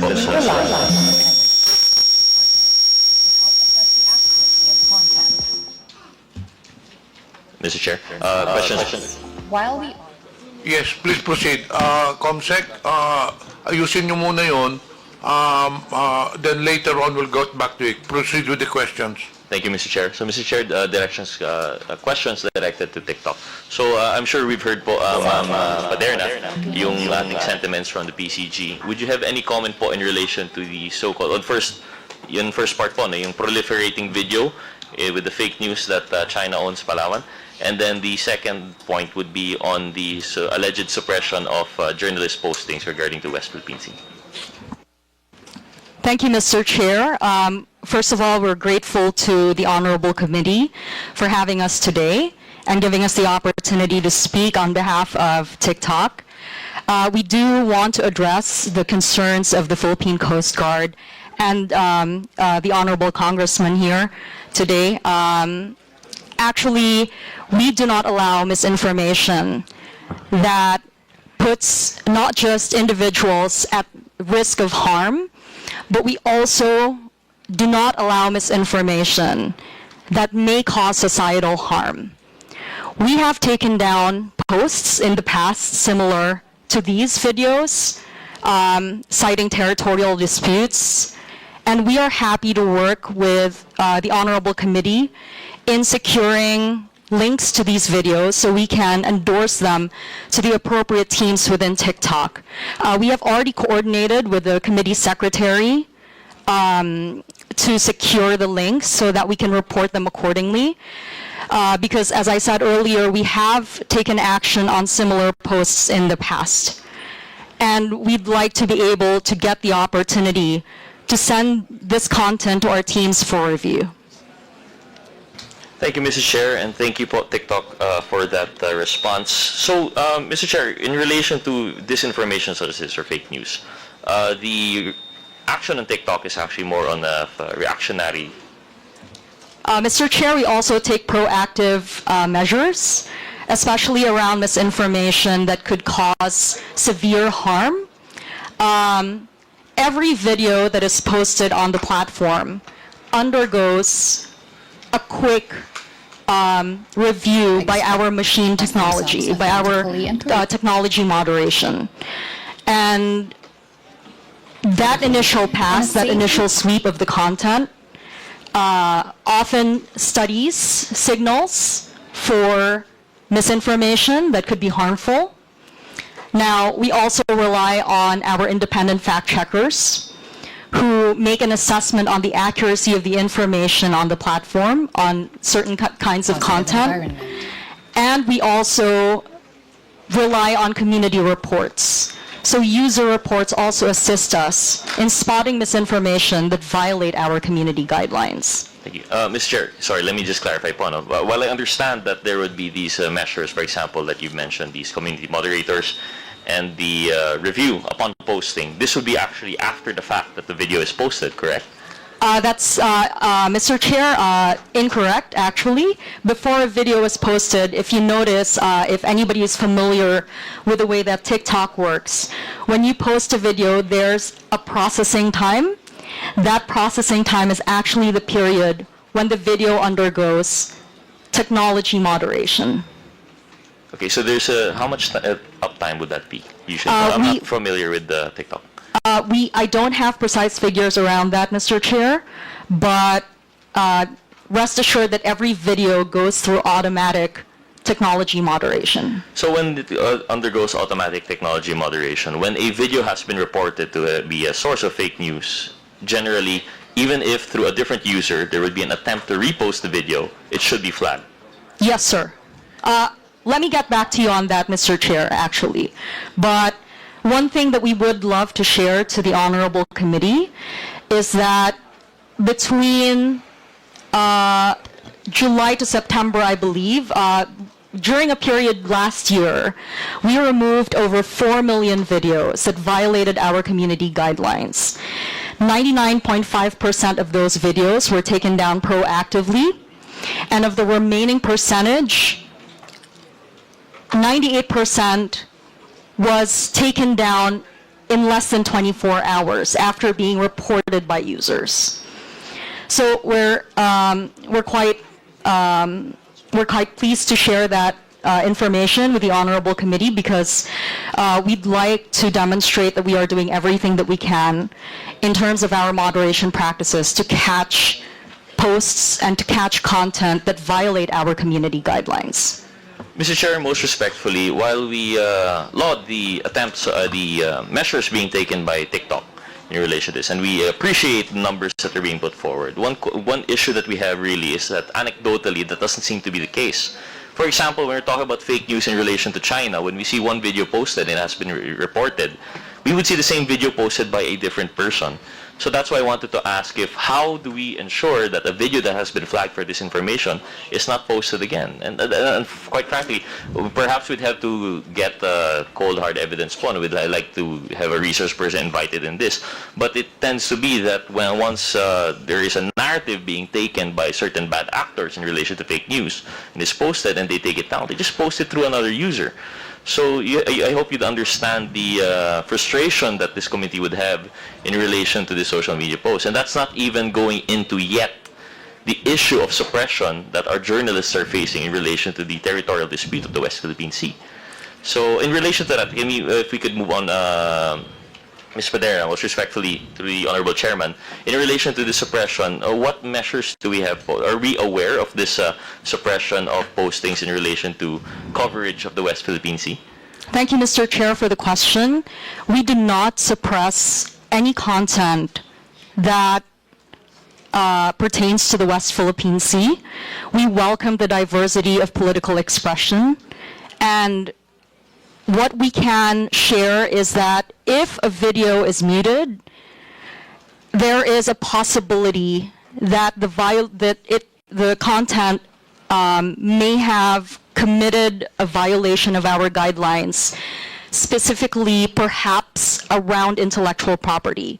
That kind of action, muting a video, is typically something that we do when there is an intellectual property violation. So we want to reassure the Honorable Committee that we do not silence voices that advocate for greater awareness on West Philippine Sea issues. Thank you, Mr. Chair. I guess we are forced to take that on face value po, no? But as far as anecdotally, if I recall right, the video that was suppressed, I don't think there's an intellectual property issue. That was a coverage of yung journalist po having an altercation with yung counterparts sa China. Walang music naman na nagpa-play doon. In fact, nagmumurahan pa po sila. So, Mr. Chair, I guess to advance, to progress this issue siguro, we can ask the Honorable Comsec to, if we may po, Commodore Tariela, if you could point us in the right direction kung sinong journalist po ito that were allegedly suppressed, we could probably invite them or communicate with them through the committee secretariat. Then we can probably have them coordinate with TikTok, and we'll get to the bottom of this at a later hearing po, no? Because as it stands, it's going to be a anecdote versus general guideline. So if we're going to get into the specifics, probably at a later time when the resource person would be available po, no? Yes, Mr. Chair, and if I may, we're also happy to engage these personalities, these individuals from the press, to understand their experience. Our technology moderation is very sensitive around audio. And so even though two people might be speaking and just speaking, our moderation technology is able to pick up signals of background audio. And as I emphasized earlier, often when a video is muted, it's not because of the content. If content violates our guidelines, we take them down. If content violates intellectual property rights, quite frequently, the action that is taken is to mute the audio. So we want to reassure the Honorable Committee of that. Thank you, Mr. Chair. So I guess we'll have to leave that to the discussion at a later time when we have the resource persons available. So, Mr. Chair, I understand my time is up. I had more questions for TikTok, but I'll probably reserve it for the second round. With that, Mr. Chair, I yield the floor. Thank you very much, Mr. Chairman. Thank you. Secretary Ruiz has a previous engagement, so this committee has decided that he will be excused. Anyway, Jose Castro will be here to attend. Thank you for your presence, Secretary Ruiz. Thank you very much, Mr. Before Chair. we continue, may I acknowledge the presence online, Representative Jonathan Flores, Representative Ambrosio Cruz, and we have some social media personalities who arrived also, or present rather. Mr. Ramon Gerardo San Luis, are you here? Mr. Manuel Mata Jr. Do we have now the presentation, Comsec? Okay na ba? Hindi pa. Okay, please proceed with the presentation. At TikTok, we encourage our users to express themselves authentically and creatively in a safe and positive environment. We have a dedicated global trust and safety team that works alongside innovative technology to keep our platform safe and welcoming. From July to October 2024, we removed 4.5 million videos. 99.7% were proactively removed, and 98% were removed within 24 hours. While we welcome the respectful expression of different viewpoints, we do not allow misinformation that may cause significant harm to individuals or society, regardless of intent. We rely on independent fact-checking partners to help assess the accuracy of content. In the Philippines, we partner with Agence France Presse. While we are a global company, we partner with local stakeholders to understand cultural norms and local contexts. For the 2025 Philippine midterm elections, we partnered with COMELEC, NAMFREL, and LENTE to launch the Philippine Election Center, which provides Filipinos with verified election-related information. We regularly meet with civil society organizations, safety experts, and members of the academe to help inform our approach to keep our community safe. We also host media, members of the academe, and government officials at our Transparency and Accountability Center in Singapore. Meanwhile, we launched our Think Twice digital literacy campaign last February to encourage users to think twice before posting and sharing. Our Think Twice videos have already garnered millions of views across all social platforms. We empower our users to take control of their experience on TikTok, including using our comment care and reporting tools. Keeping TikTok safe is a collaborative effort, and we remain committed to working with the government, civil society organizations, members of the academe, and local experts to continue to keep our platform safe.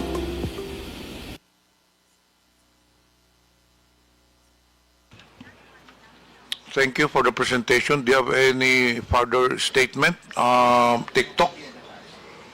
None for now, Mr. Chair. Thank you so much. We'll proceed with the next interpolator. May I recognize Representative Jude Asedre? You have the floor. Mr. Chair, before I proceed to my interpellation, may I be allowed to make a brief manifestation? Good morning, dear colleagues, Mr. Chair.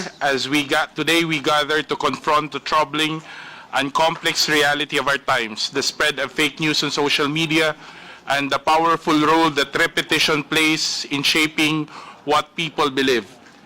It has been said that repeat a lie often enough and it becomes the truth, a phrase widely attributed to Joseph Goebbels, the propaganda minister of Nazi Germany.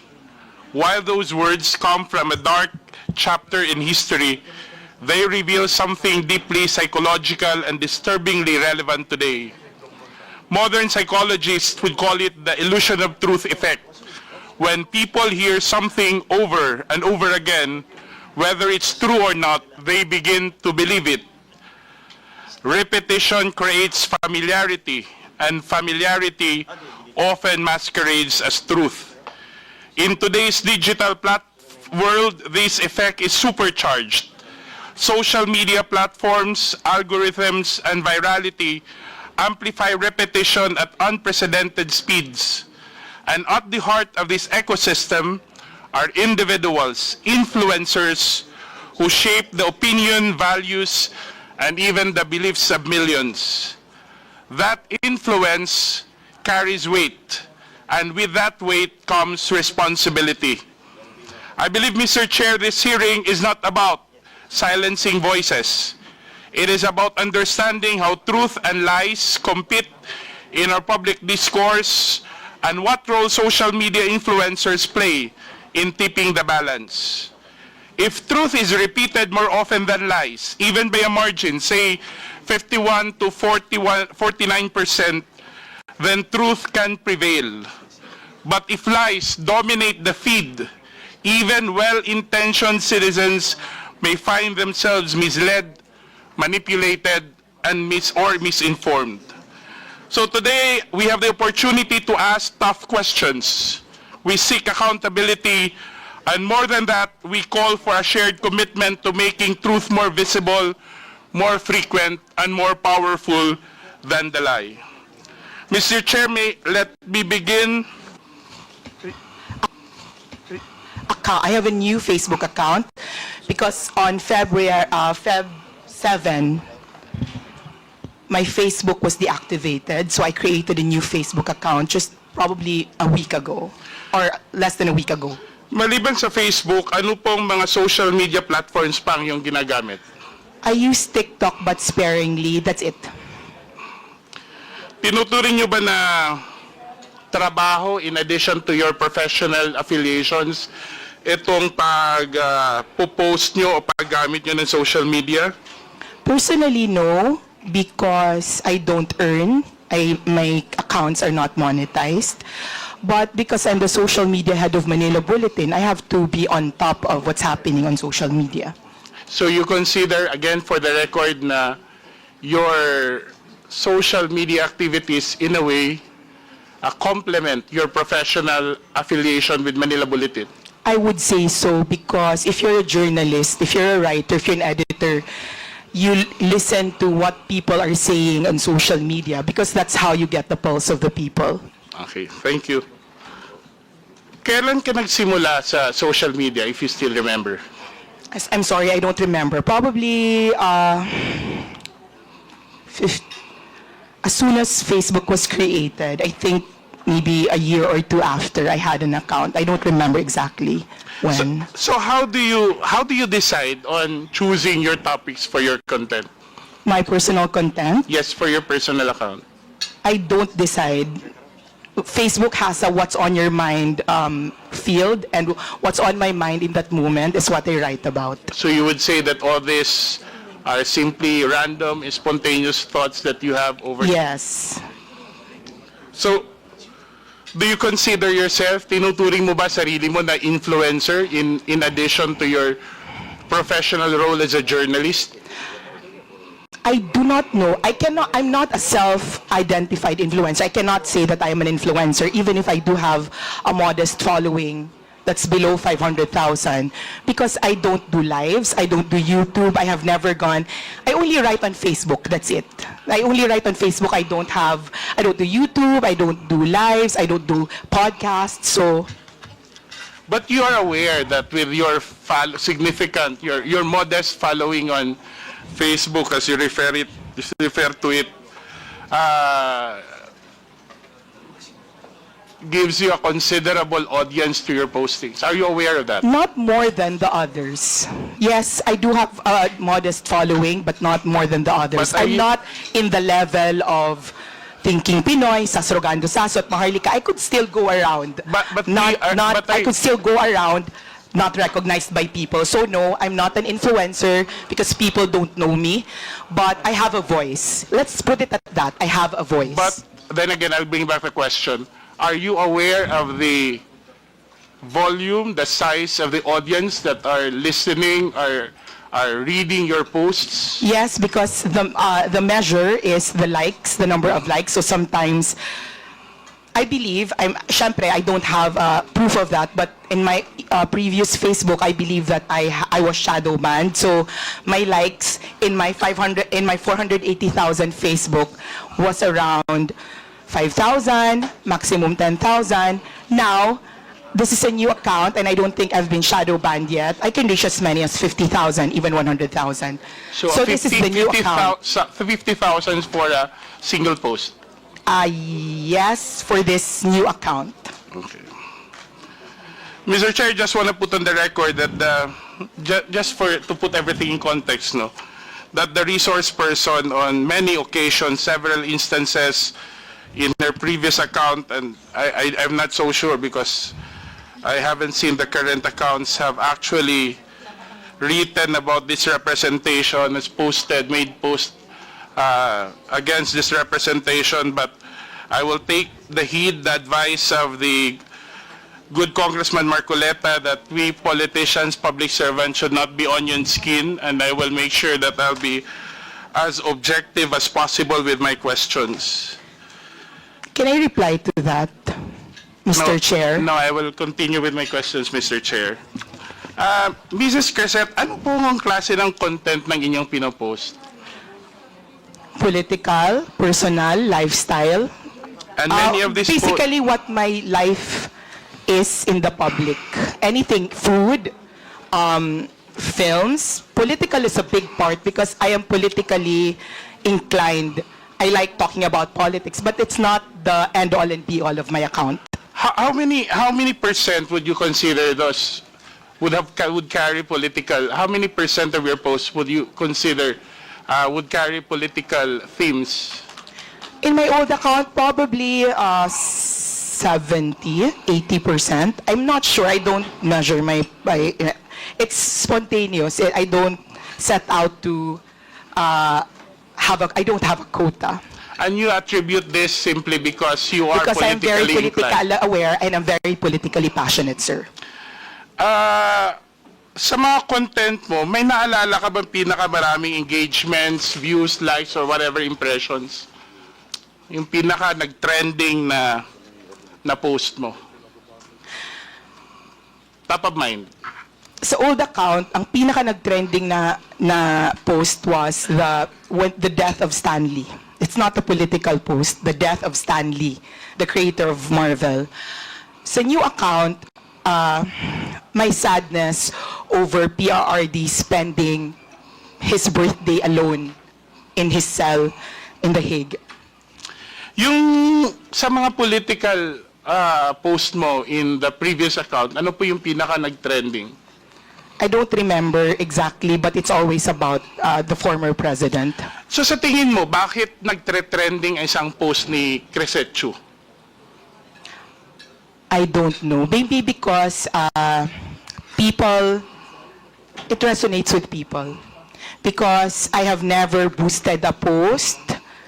I'd have never bought likes, or I have never paid to get liked or followed. So I cannot speak for my audience or readers, but it's probably common sense that it resonates with them that there are a lot of people who love President Duterte.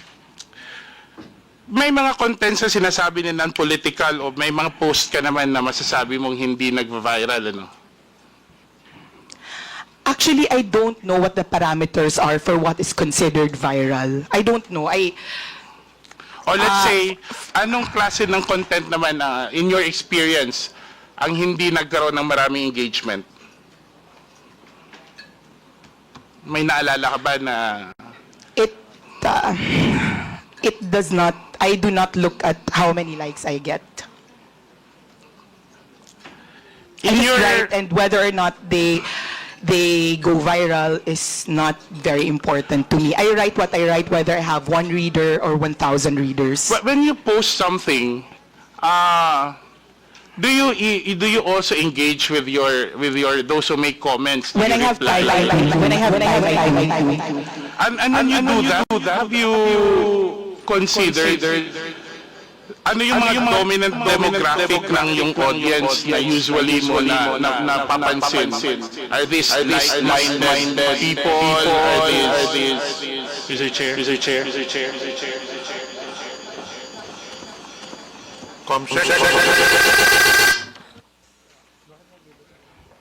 Hello?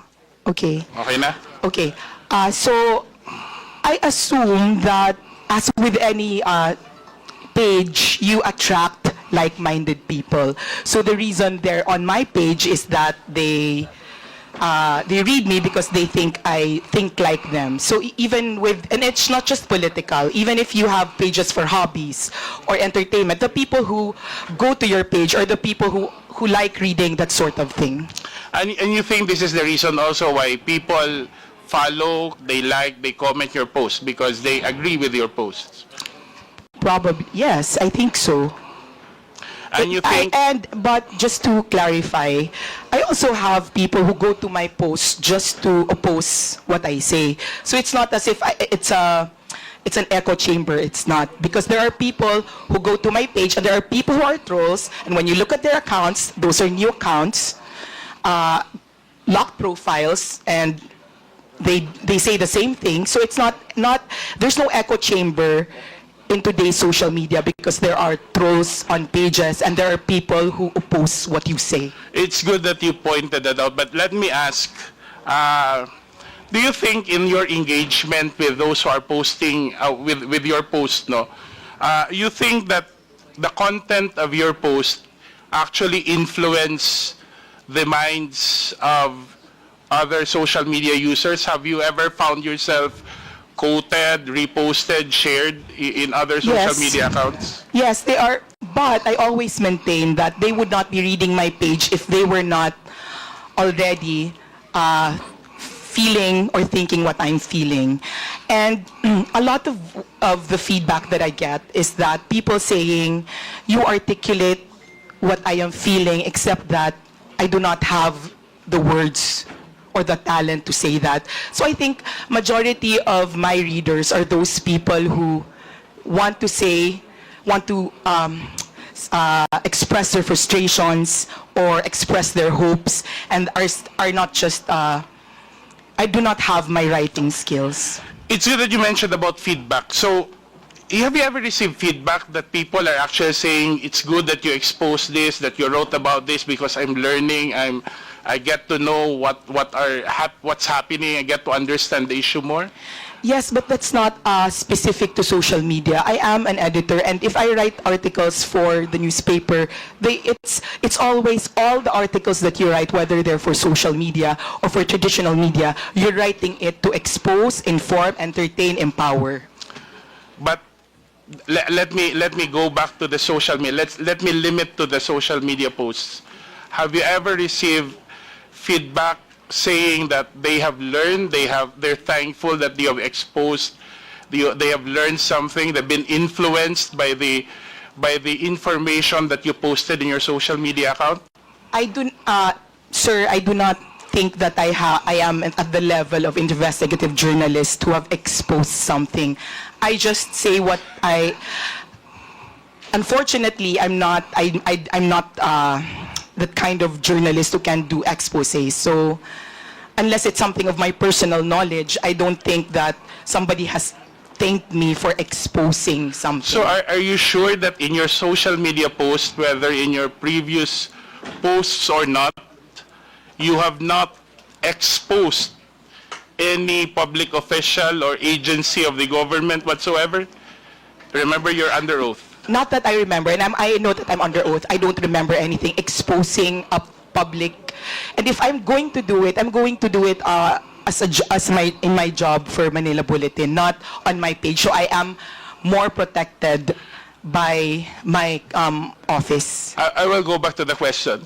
Ibig sabihin ba sa social media posts mo, wala kang sinabi na nag-i-expose ka sa sino mang opisyal o ehensya ng gobyerno tungkol sa in the conduct of their official duties? I don't remember any exposés I have done.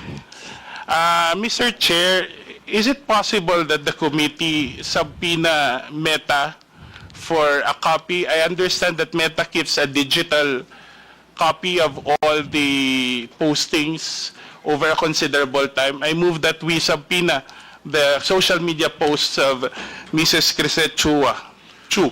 There's a motion. Any second? Second. Any objection? There being none, motion is approved. Thank you, Mr. Chair. I know you're a professional journalist, Crisette, and I know you're well trained and you studied abroad, and you have a good appreciation of what it takes to be a journalist. By referencing from that, would you describe the extent of your influence? How would you describe the extent of your influence online, and what responsibility do you think comes with that influence? I am I'm not comfy with the idea that I am responsible for something because I just write. As I said, I'm very careful before all these things. Before, sir, Mr. Chair, before I was included in the top 40 vloggers, fake news, Pogo funded, I have never spoken my politics. Not on YouTube, not on Facebook. I just write. So I don't feel like I am an important political commentator. I write what I feel. But I'm not one of those people na people will think about because I have discussed it. I have engaged with other people. I write what I say. I write what I think, and that's it. Sometimes I answer the comments on my page, but that's the limit of my political conversation. So if you're going to ask me what I think my influence is, then I cannot answer it. Maybe it's better to ask other people if they're affected by what I write and if they feel like I influence them. Earlier you mentioned you have a following right now of how many? About 250. 250,000? Mm-hmm. And in your previous account, how many? 480,000. And then in your average impressions for every post is around 10,000, if I'm not mistaken. That's the number you said earlier. In my new page, in my old page, about 5,000 to... In your new page? About 10,000. 10,000 in my per new post. page. Don't you feel any responsibility to speak the truth and what's factual? Yes, I speak my truth. I'm under oath. What yes, I'm I saying speak is, my truth. don't you think having such a number of following with that influence, let me call that influence, that a certain degree of responsibility comes with it? Of course, there's a responsibility. That's why I use my training in journalism to make sure that nobody can ever call me out and say it's fake news. I can make mistakes, but they're not glaring mistakes. And they're still going to be, I'm still going to have the same opinion from that same Mrs. mistake. Crisette,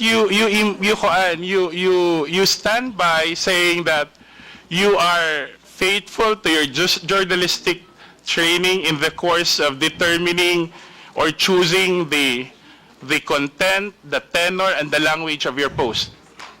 Yes or no? Sorry, can you please repeat that? Do you stand by your statement saying that you make sure that you're faithful to your journalistic training? Yes, sir. I make sure that in terms as of, far as let me continue first. In terms of the content, the language, the demeanor with which you post, you make your postings. As far as I can, as far as I'm knowledgeable, I post what I feel. Maybe at the moment, maybe when I'm very angry, I post some things that are more inflammatory than when I'm more calm. But basically, those are my feelings. So, so sir, there will be times that I will be more angry towards one politician over another time. I'm still going to be angry at them. Let me ask a question. So you mean when you speak something inflammatory on you post something inflammatory on your Facebook account, you don't mind whether people will be influenced by those inflammatory statements or not? Those are my opinions, and I believe I have very intelligent readers, so if they think that I am lying, they can call me out. If they agree with me because they've used their own eyes, then they can they can investigate for themselves. Those are my opinions. Those are what I feel. If I say I don't like this person, I stand by it. So you don't really mind if people, as a journalist, don't you feel that there's a need for you to... I do not use my Facebook page. I do not identify myself But there. earlier you mentioned that you make sure that you apply your journalistic training. Meaning, I make sure I don't lie. Meaning, I make sure that I do not, even if I am inflammatory, even if I'm angry, it's still not a lie. I'm just more angry in one post than I am in another post. My degree of feeling changes per post, but the content will not change. If I'm angry at one person, it can be because I'm angry at one person, and the next post I'm still angry at them, but not as much. But So the that reason that I'm changes. angry at them is the same. Okay. Before we proceed, may I remind the resource persons, when you answer, please address the chair first. Sir, And, sorry. Okay, sir, Mr. Chair. Let the interpolator finish the question before you answer. Just a reminder. Yes, sir. Sorry, sir. In your training for journalism, no, you major in journalism, right? Communication arts Yes. and publishing, sir. Are you aware of the psychological phenomenon called illusion of truth effect? I'm not sure we discussed it, sir. So Mr. Chair. it means that when a repeated information is repeated again and again, it's likely to be perceived as true regardless of the factual accuracy. Okay, sir. For the record, let me ask, have you ever unknowingly or knowingly repeated content that turned out to be false or misleading? Have you ever? In the course of your posting, have you ever repeated content? Knowingly, no. Unknowingly, I am not sure. Mr. Chair, I ask it because I would like to draw your attention to this post dated March 13 under her new account, Chrisette Chu. May I ask the Secretariat to flash it on the screen, where the resource person posted, and I'll read the first paragraph. May mga pulis at military daw na nagre-resign kasi hindi na daw nila kaya.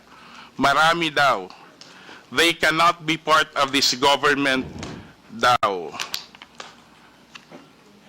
Chrisette, Mrs. Chrisette, would you confirm that this account is yours? Yes, sir. And Mr. Chairman, that's not fake news because there were TikTok. wait.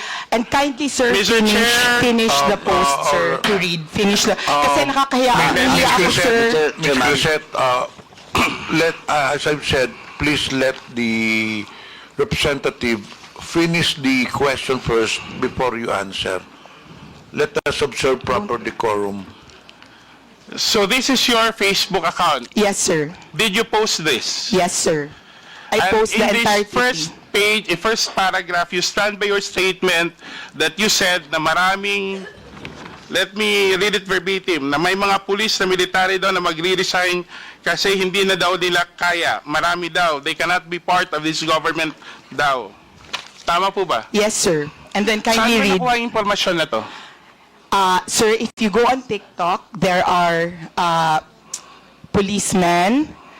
How many policemen? Sir, I'm not counting, but there are many policemen. And that's a general impression, But sir. you said marami.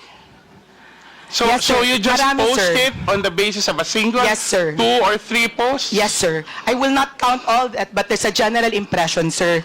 And sir, if Have you read all ever, my content... Let me ask the question and I'll give you the chance to answer. Have you ever made an effort to verify this post from official sources? Yes, sir, because there were already policemen, and I am sure our policemen can also say that there were policemen that are on TikTok that are voicing out their, if they have like feelings. So, if you could kindly, sir, read the rest. So, kasi nahihiya po ako kasi may mga police dito. No, I just want to stand by. Your opinion, the next succeeding paragraphs are the opinion of the resource person. I just want to stick to the factual statements you made. And that's basically saying that maraming police at military daw ang magre-resign kasi hindi na daw nila kaya. Marami daw. They cannot be part of this government. And apparently the resource person, Mr. Chair, has gotten this information from other social media posts. And on a critical matter such as this, Mr. Chair, she did not make any effort, or unless you're contesting it, any will effort contest to it. verify it from official sources. Mr. Chair, number one, I made sure to put the word thou because no policeman has ever come out to me. Well, before, but it was in my old when they would talk about their discontent. Earlier you said you don't want to write a lie. Yeah, and that's not Let a me lie, ask you, sir. That's when you not a lie, ask sir. the resource person, naniniwala ka ba sa katotohanan? As a journalist, Of course. ang pagsasabi ba ng hindi totoo, hindi pagsasabi ng katotohanan, tama, di ba? Mr. Chair, those are the impressions, not No, only of me. I'm asking you, because I want to test if we have the same idea of what truthful is. Yes, sir. Yes, Ang hindi Mr. pagsasabi Chair. ng totoo ay hindi pagsasabi ng katotohanan, di ba?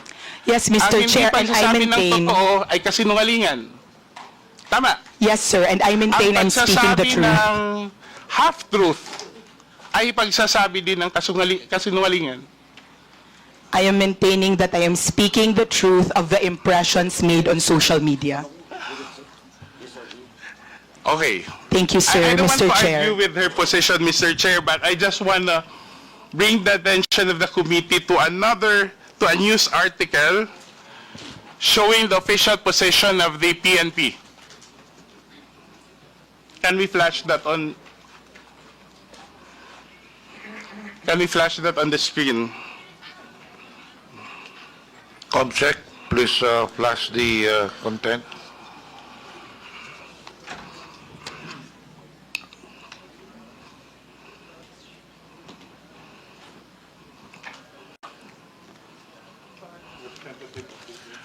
Okay, this is a press release. I think this is a news article from, if I'm not mistaken, from the Philippine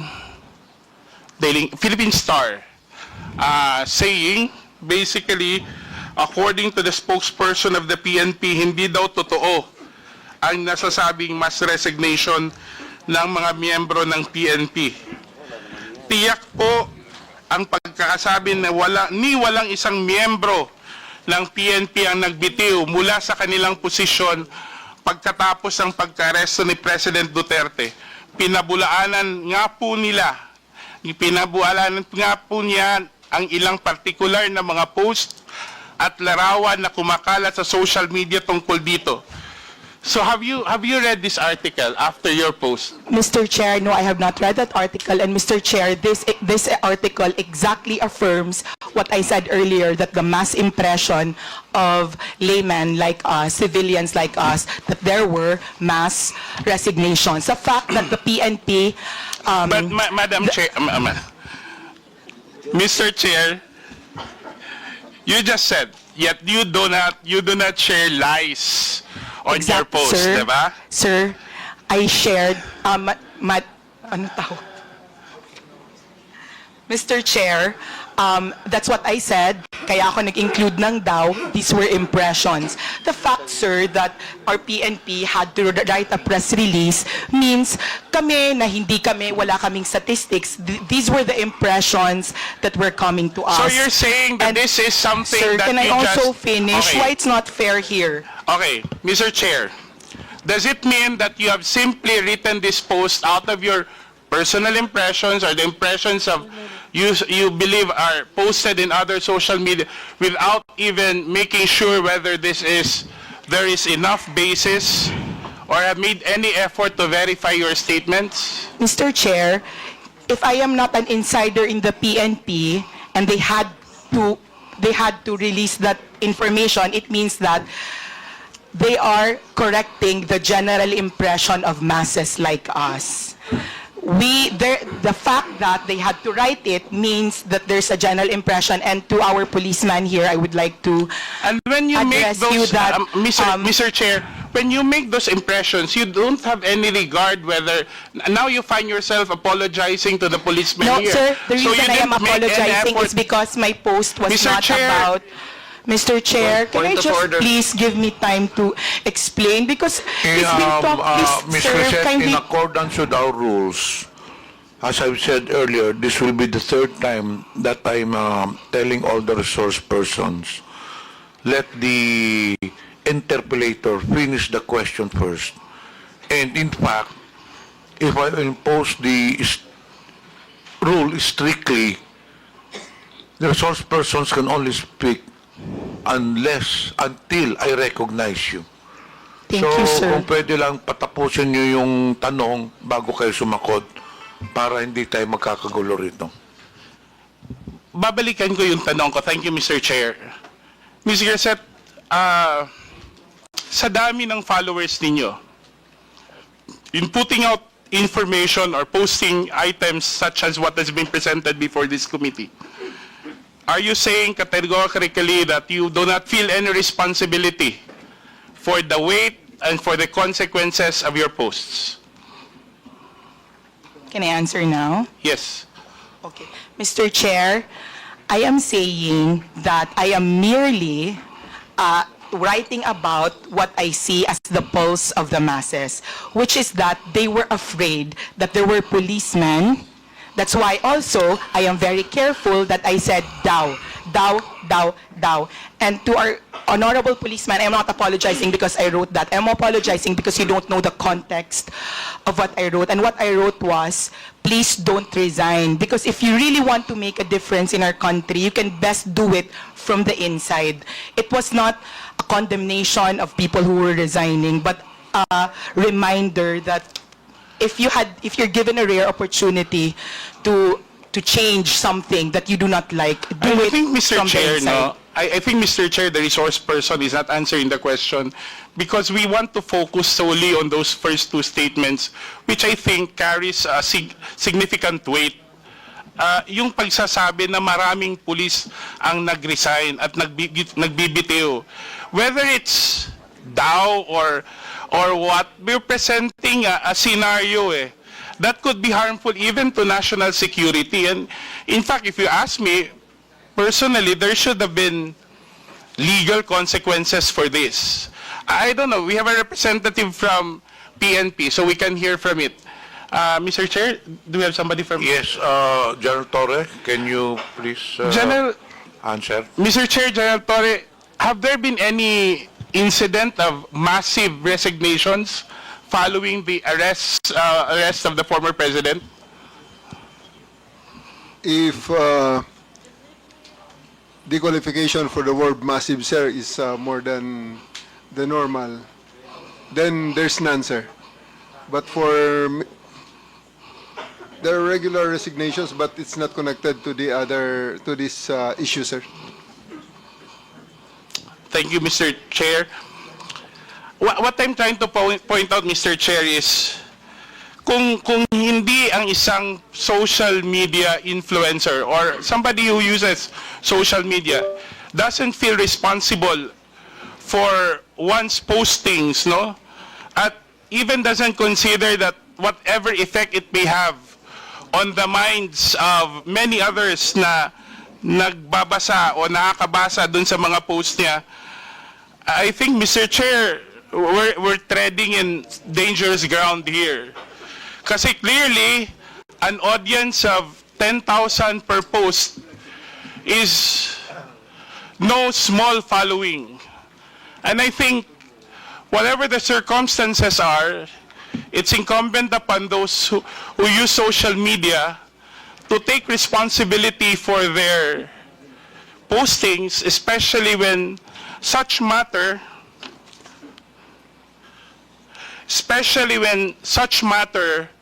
actually affect national security and affect our society as a whole. And I think in this case, this is something that we should carefully consider, especially that the resource person, Mr. Chair, in many of her posts, have actually made accusations, criticism, or exposés about public officials, about public offices and agencies. And I think we have to draw the line whether the canons of journalism, especially that Mrs. Crisette Chu is a journalist by profession, that there should be a clear demarcation between personal posts, especially what should determine, I think, Mr. Chair, should be the content of the post rather than who the one writing is. And especially in the case of Mrs. Crisette Chu, her being a journalist, make sure that a serious journalist, as she mentioned, will not publish rumors, because basically the way she explains it is that she has made this post on the basis of social media rumors. The ones who publish social rumors are actually those who are showbiz reporters. So the article on the resignation, and you can see in the following post, there has been no effort, Mr. Chair, to actually verify. May I ask the resource person again, Mr. Chair, after learning, have there been any efforts on your part to rectify or to correct the impression that you said you've articulated in your social media post? Mr. Chair, can I answer this, sir? He's belaboring the point that this is news. It was not news. The reason I said daw was that it was not news, but for me, that if this was true, and you could read it in my post, if totoo ito, please don't do it. I did not say, you can make a difference, you can make a distinction if you were trained in journalism between establishing something and saying, if this is true, please don't do it, and announcement, many policemen have resigned. That's the difference.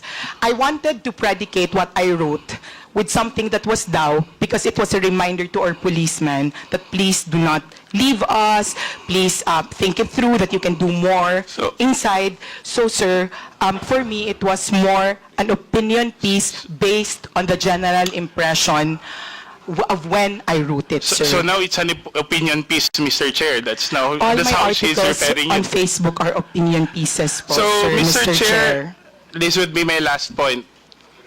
Would you agree, Mrs. Crisette, if you would, I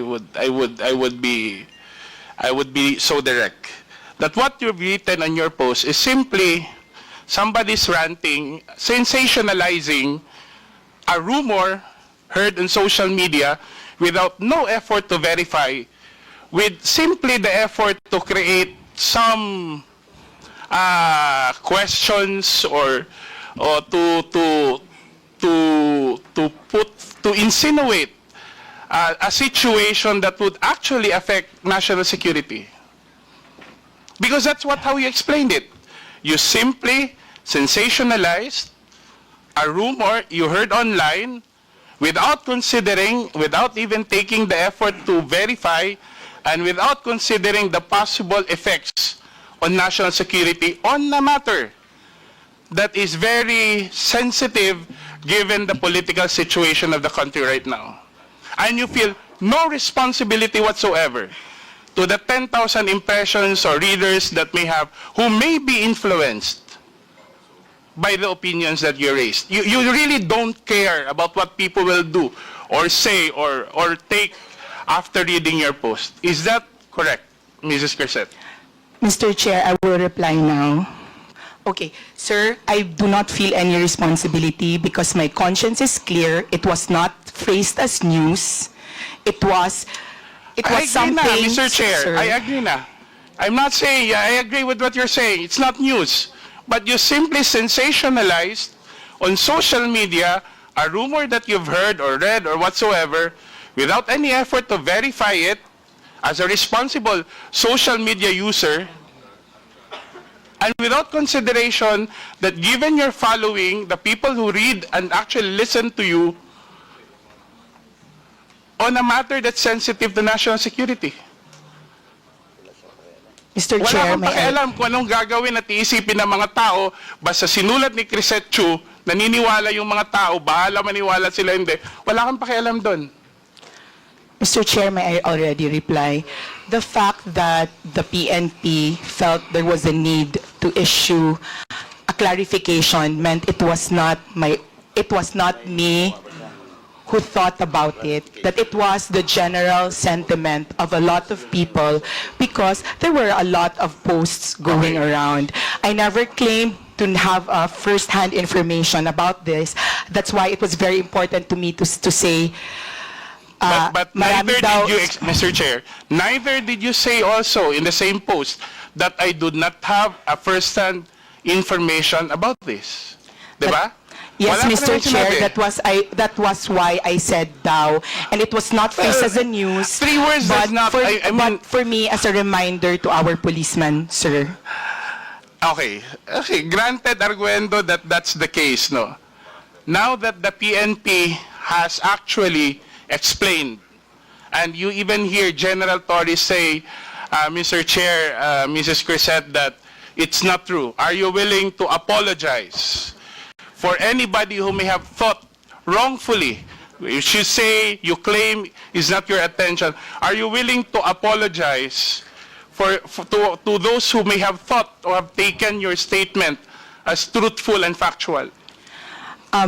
Sir, I will not apologize only because if you read the entire post, it was to support the PNP and it was a good post. It was not news. So, sir, I'm sorry if you think if Mr. Chair, I'm saying, aminado naman ho ng resource person na nakuha lang niya yung chismis sa social media. 'Di ba? Tapos ginawa niya ng buong kwento na yung mga police, this and that. That I would leave it to you because that's your opinion, calling on the police for whatever. But I'm asking you now the police itself, the police organization, officially, and General Torre has now confirmed that, saying that there has been no mass resignation. Are you willing to rectify? Because many would have read your statement and read it without the doubts. Maybe some people actually, we have more than 30 clippings of your post, and people in their comments actually take in your statements as truthful. Now you're presented with an example that your statement has been debunked officially by the police and General Torre, who's here with us. Are you still not willing to correct yourself officially? Sir, Mr. Chairman, in my training for journalism, the DAO is you very know, important, sir. Mr. Chair, And the also, problem sir, with our resource to our person police, is sir, she claims to be a journalist whenever it's convenient and a private person whenever it's convenient. And if you go back to my manifestation earlier, Mr. Chair, that's actually the problem that we have today. You have people who are able to amplify issues without being bound by the canons of journalism. Diba? Subukan kaya ng komentaristang sabihin yan on air, on radio, kung hindi yan matanggal yung license niya sa KBP. And our social media influence, well, not everyone, but those who are able to peddle on sensationalized news or rumors on the basis of mere rumors, no? And I'm not bound by any accountability. Don't even, as the resource person has said, Mr. Chair, doesn't even feel responsible for the consequences of her statements. And I think we're treading on dangerous grounds here. Because, as I said earlier, something that you repeat over and over again, for someone who has a following of 10,000 per impressions per post, 100,000, following 500,000 in her previous account and 200,000 in this current account, that's something that should be considered. Where do we draw the line between one statement and the accountability that he or she must bear for her readers? If this was a matter, Mr. Chair, and I'd like to wind up now, that affects my person, I wouldn't really mind, because I think being criticized openly comes with the job that we have. It comes with with being elected to public office. But when it is a matter of national security, when it is a time when the country should be protected rather than weakened by all this misinformation and disinformation, I think we need to draw the line. I think that's all for my question, Mr. Chair. Thank you very much. Mr. Chair, respectfully po, this is what I would like to say is why a lot of people are afraid to speak out and are afraid of this Mr. hearing. Chair, Kasi yun po yung sinasabing prior restraint na parang natatakot kami to speak out. Because, sir, people are watching us. The Filipinos are watching us. And Mr. I know Chair, they're not stupid, sir. They know what Mr. Chair, they mean by wait. daw. What we say by Ms. daw. Crescent, why? Do you feel threatened now? Yes, sir. Are we... Yes, sir, because, sir, may I... yes, sir, I think feel there are threatened many now, people sir. here. I don't think we are harassing you. Sir, not you, sir. Mr. Asidra, sir. Because, sir, may I just share that we have a history because we are both from Leyte. Anyway, yes, sir, and I have been a vocal critic, sir. Mr. Chair, if Ms. I may. Crescent, I think Representative Asidre has already finished his Thank you, sir. interpolation. Sorry, so sir. maybe... Mr. Chair, I already said in my opening statement that whatever she posted many things about me, but I would not discuss that. But I think criticisms like that, however unfair it is, comes with the territory of public service. But for someone to comment on national security, for an issue that affects our country, I think that's when you draw the line. I don't think this is about silencing anyone. I don't think this is harassment, because why would you feel harassed when you believe that you've been saying the truth? Because no amount of harassment can ever drown the truth. But if you've been using such power and influence to sensationalize, to influence, to manipulate adversely, without taking even responsibility for what you said or wrote, I think that's not silencing someone. That's just putting it right where personal responsibility should be upheld. And that's it, Mr. Chair. Before we continue, the Chair would like to acknowledge the presence of our Senior Deputy Speaker, Aurelio Dong Gonzales Jr. And online, we have Honorable Marie Escudero, Honorable Mitch Cayon, and Honorable Dan Fernandez. The Chair now recognizes Representative Benny Abante for his interpellation. Thank you, Mr. Chair. I'd like to follow up the questions of Congressman Asidre to Ms. Crisette Laureta Chu. Ms. Crisette, will you be able to answer my question? Congressman, Mr. Chair, yes, sir. Okay. I don't know if Ms. Crisette actually wrote something about me. No, I don't remember doing that. I don't remember her saying things against me. Have you ever made a statement against me, Ms. Crisette, at one time? I'm not sure, sir, but I'm sure I've been hurt by some of the things that the Quadcom during the time of... Mr. Chair, so you have been hurt. Yes, Why sir. are you hurt? Because, sir, are you the ones being investigated? Why are you hurt? no, sir, because I'm a supporter, and I just want to be honest, sir. Mr. Chair, what I'm saying is this. You are not being investigated. I'd like to ask a question. Why are you hurt?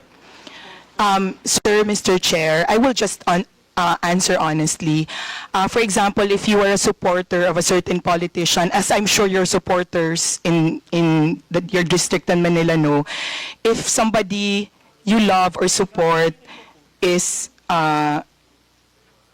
attacked or investigated, it hurts you. But, sir, I'm just being honest because I don't remember that I said anything about you. I'm just saying that I'm sure that maybe there were I'm not sure, sir. I'm sorry. I don't think I've said anything bad Mr. about Chair, you. I will not belabor anymore on what she said about me, no?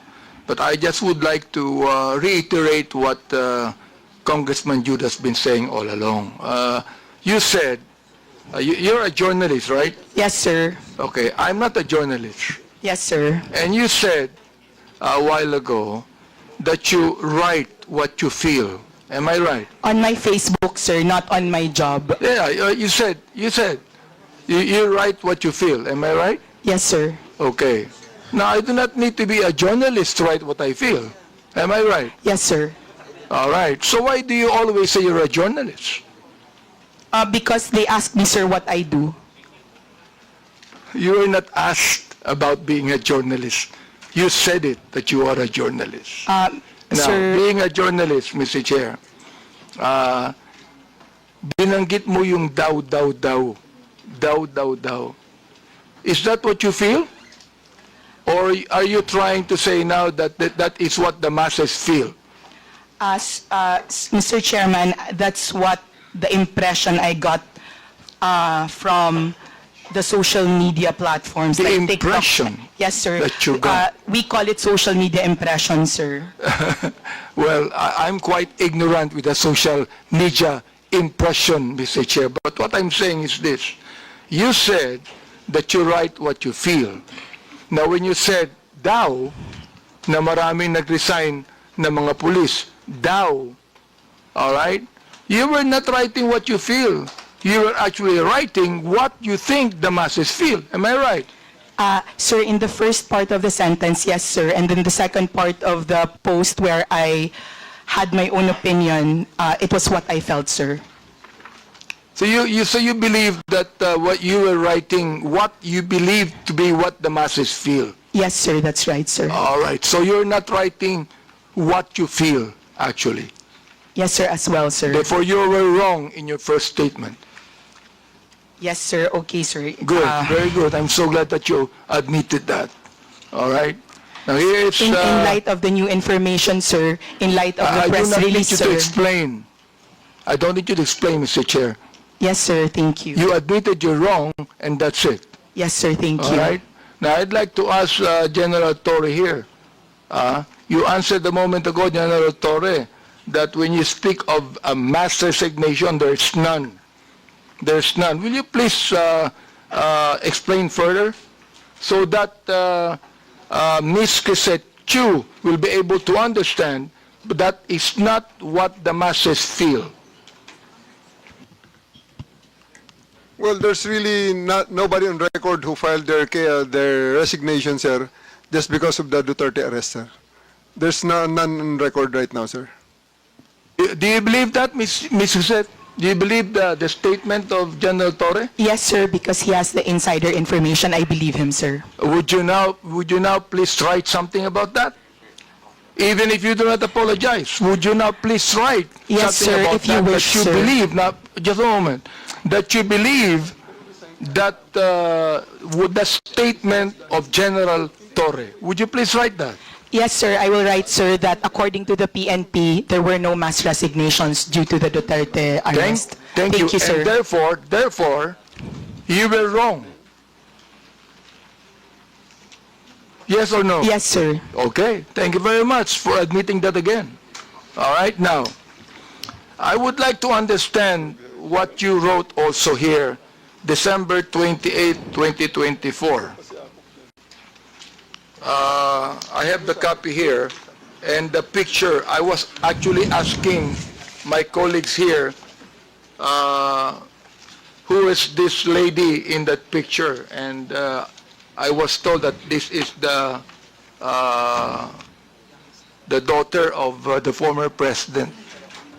Now, you said, yung anak ka ng presidente, kapatid ka ng VP, mayor at congressman, pero kailangan mo magbenta ng deodorant sa TikTok with matching actual application of deodorant sa kilikili mo because sayang ang pera para may pambili ka ng luho. Samantalang ang anak ng mga congressman lang na kung sino-sino nag-aaral abroad sa Europe at Switzerland at walang alam sa buhay, akala hardworking lang ang kanilang mga magulang. I would like to understand this.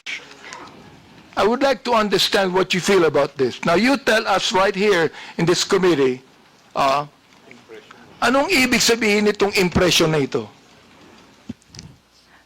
Mr. Chair, respectfully, I would like to say that there are many congressmen whose children live lives that are far beyond what their and of their parents have.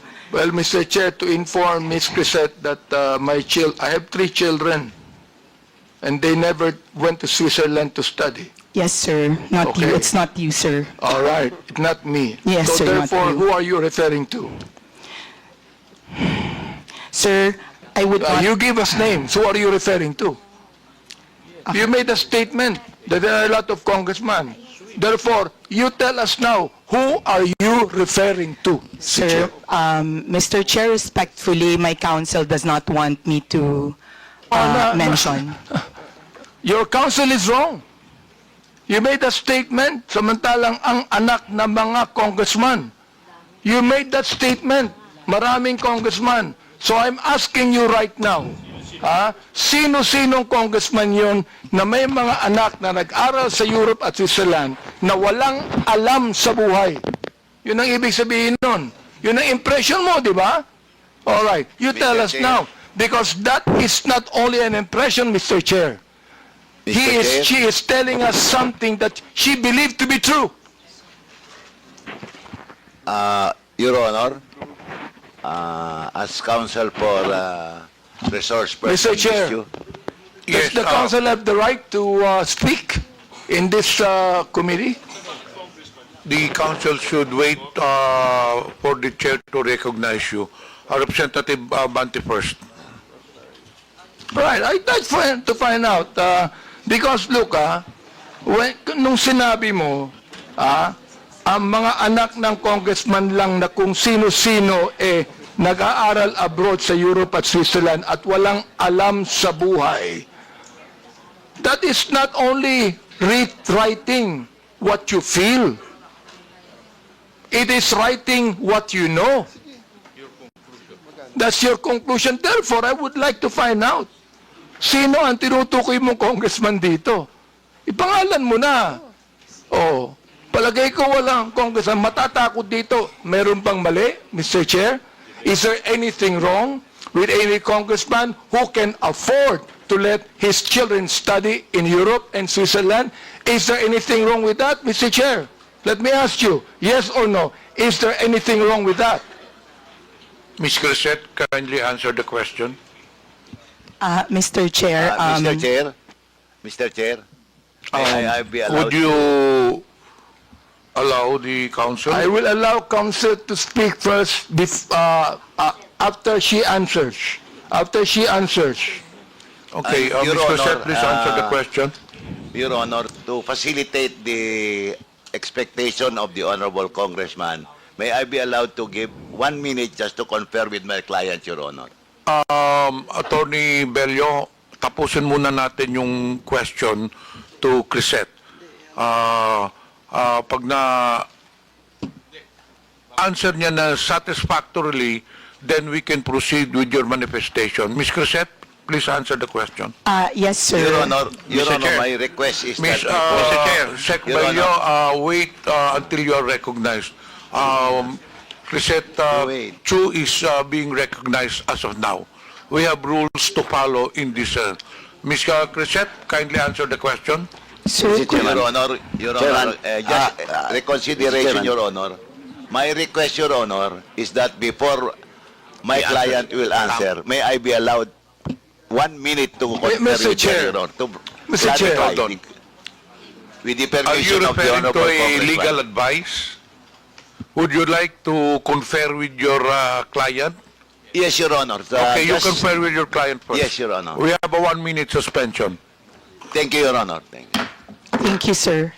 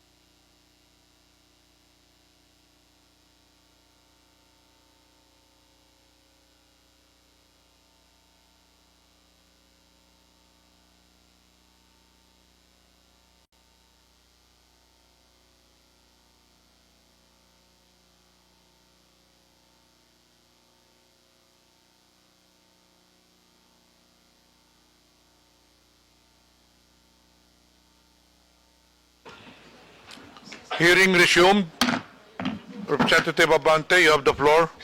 Thank you, Mr. Chair. Again, I'd like to reiterate the question. Your Honor, thank you very much. I just asked Ms. Chu if there's anything wrong with any congressman who can afford to send his children to Europe and Switzerland. Is there anything wrong with that, Mr. Chair? The only answer is yes or no. Yun lang po. Your Honor, may I be allowed to approach the Honorable Congressman after my consultation with my client? Hearing, Yes, so, hearing suspended. Please approach. Thank you, Your Honor.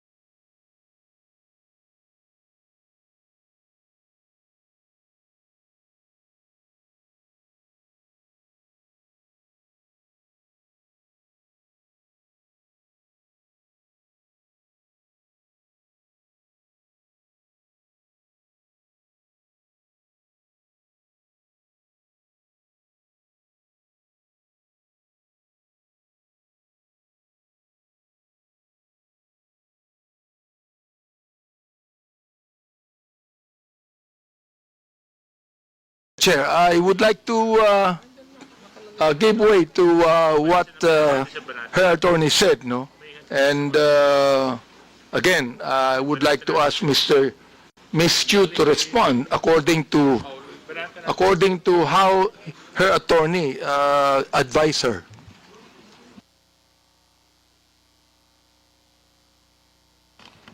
Ms. Grisette is recognized. Mr. Chair. Sorry, sir, I did not hear your question. My counsel was speaking with me. Could you kindly... Representative Abante, do you have any question? Yeah, I asked you a question a moment ago, and your lawyer conferred with you. So I agreed with what your lawyer said. And your lawyer said that it's just a matter of oversight, and you're willing to apologize. So please do it now. Yes, sir, my lawyer and I talked, and my case is a matter of oversight. And I apologize, sir. Thank you. Mr. Chair, I'd like to manifest as the third time that Ms. Grisette apologized to this committee. Let me continue on. On December 28, 2024, Ms. Grisette, Yes, sir. you said, in Tagalog, ang tanga ng gobyernong to, not just as leaders, but as human beings. Is that what you feel? Sir, I apologize. I do not know what happened on December 28 to make me angry. But if I wrote it that time... You're apologizing? For not... No, sir, I mean, I do not know what situation on December 28. Let me continue on. Let me Yes, sir. continue on. It says, ipapamudmod sa mga naka-braces na nagbabakasyon abroad ang AKAP money tapos utang ng 629 billion. yung budget ng ayuda this year na pinibigay kung kani-kanino na nag-mall tour, pa yung mga tanga na 500 billion uutangin ulit kasi nag-deficit daw. Mr. Chair, Ms. Crisette, ang galing mo naman. Tanga ang gobyerno, ikaw matalino. Ano? Am I right? Tanga ang gobyerno, hindi mo matalino ka. Mr. Chair, when one is angry, one says bad things. And in the situation that, sir, Mr. Chair, in the situation when I found out So you're Mr. Chair, you still have words, no, Mr. Chair. Ibig sabihin, that you are actually telling your anger to your followers, your anger. Saan mo nakuha yung anger na yan? I mean, do you have the facts? Do you have the information? Do you have the documents? Mr. Chair?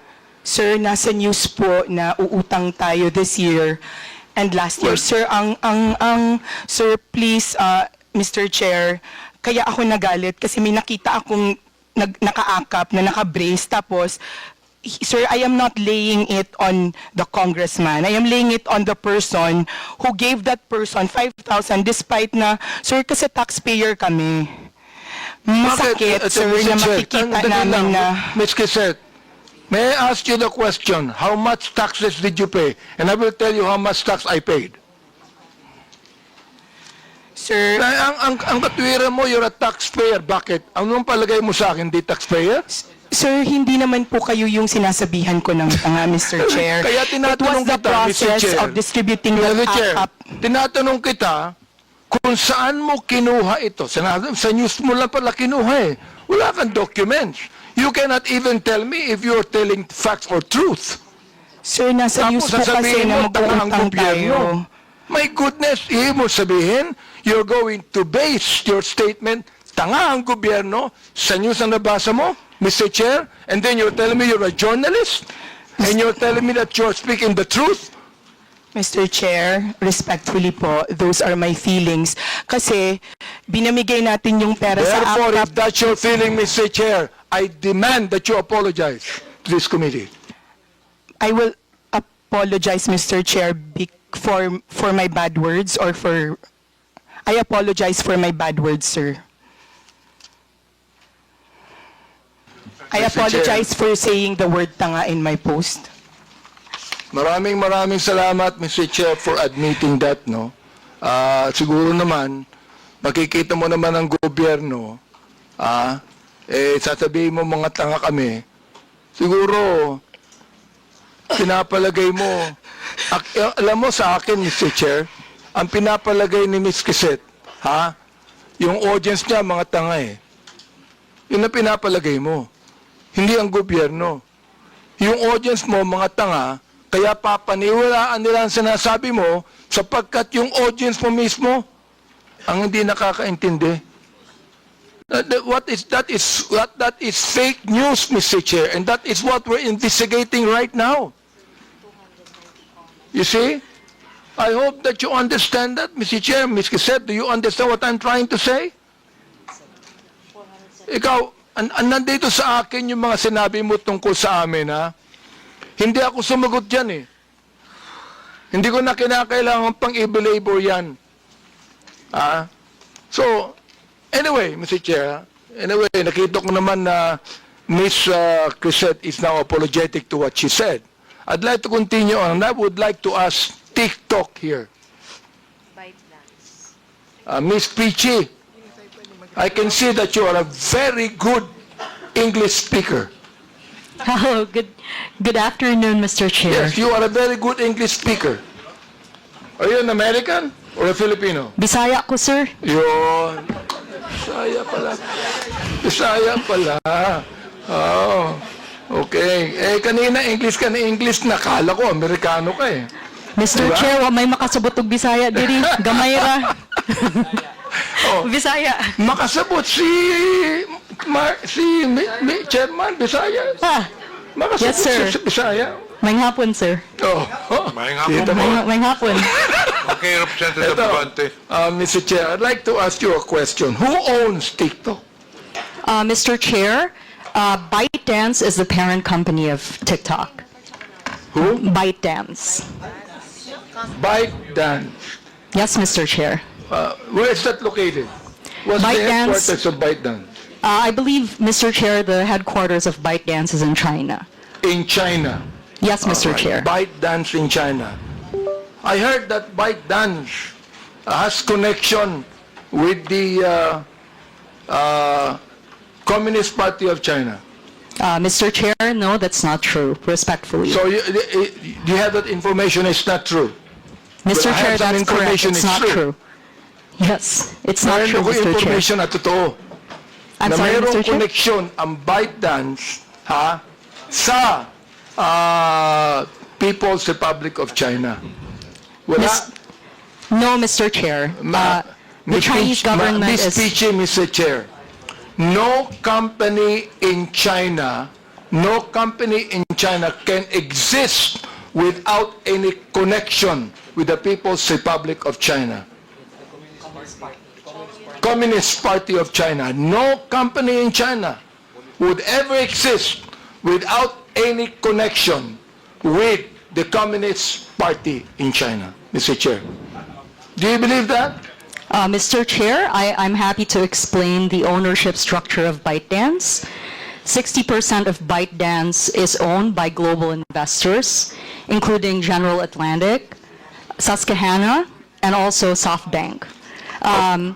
Okay. The other 20%, Mr. Chair, is owned by ByteDance employees around the world, including in Southeast Asia. And another 20% is owned by the founder of ByteDance, who is a private citizen Mr. who I Chair, believe lives in Singapore now. Sorry, Mr. Chair. Mr. Chair, you have syllables, no? Mr. Chair, I don't actually care who owns it or who are the shareholders to it. What I'm just telling you is that if that is a Chinese company, headquarters in China, no company in China could ever exist without any connection with the Communist Party in China. That is what I'm saying, and I'm not asking a question to you. Now, let me ask you a question now. Who is the Filipino counterpart that owns TikTok? Mr. Chair, there's no Filipino counterpart. No Filipino counterpart. Therefore, No, Mr. Chair. it is totally a foreign company. Mr. Chair, it is a company headquartered in Singapore and Los Angeles. So with that, Mr. Chair, it means that you do not have to pay taxes in the Philippines for that? Mr. Chair, we comply with all tax regulations that are imposed on us in this country. It means that the BIR has imposed some tax liability on you? Mr. Chair, we have the digital services tax, which will be an implementation, I think, within the year. I'm not quite sure, but we have the digital services tax. Can you Mr. Chair. give us a document stating that fact, Mr. Chair? Mr. Chair, we're happy to discuss this and provide more information. Mr. Chair, I'd like to make a motion that Ms. Pichi submit to us documentation on the payment of taxes of TikTok. Any second? Second, Mr. Chair. There's a motion. Motion is approved. Ms. Pichi, Mr. Chair, do TikTok allow gutter language? Mr. Chair, we strive to balance free expression with protecting user safety, Mr. Chair. Mr. Chair, is gutter language free expression? Let me ask you, are you a journalist or not? Mr. Chair, no. Okay, now, let me ask you now, being just a human being and a man and a person that believes in decency, does TikTok allow gutter language? Mr. Chair, yes or no? Mr. Chair, we allow various expressions on the platform, but we do restrict profanity for You restrict underage, profanity. yes, for underage users. And sir. what do you do when you restrict profanity? It is not allowed on the For You feed, Well, Mr. Chair. here is an example of profanity right there. Hindi ko nga kayang basahin eh. Yes, Mr. Chair. This is profanity. That is profanity right here. Oh. Papabasa ko sa DSP.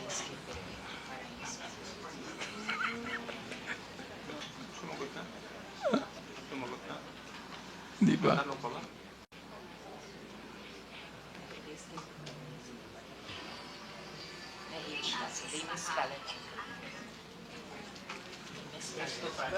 Oh. So you said that you do not allow, you restrict profanity, Mr. Chair.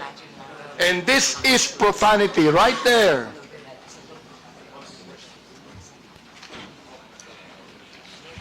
Understand, Mr. Chair. We do not allow hateful expression, if I may, Mr. Chair. We don't allow hate speech. Well, you should put this out then. Yes, because Mr. Chair. you can be accountable to this. Mr. Chair, we're glad to work with this honorable committee to study the content that you are showing to us. All right? And I have also here some, not just profanity, but pornography. Dance, people who do not have bra, who only wear skimpy clothes, dancing in TikTok. Do you allow that? Mr. Chair, we do not allow pornography on the platform. Now, do you consider a woman without any bra at all, and you could be able to, it's now, tinatawag natin na wala nang naiwan sa imahinasyon. Eka nga, ano? Oo. Yung bang mga babae na nagsasayaw dito at naka-bikini o meron dito, hindi ko na makita eh. You said you don't allow that. Here, for example, this one here. Ayan. Oh. Nakikita yung breast niya. You don't allow that. That's pornography, am I right? Mr. Chair, we're happy to once again work with this honorable committee to study the content that you're presenting to us Well, I'm so glad. so that Mr. we can Chair. coordinate. I'm so glad.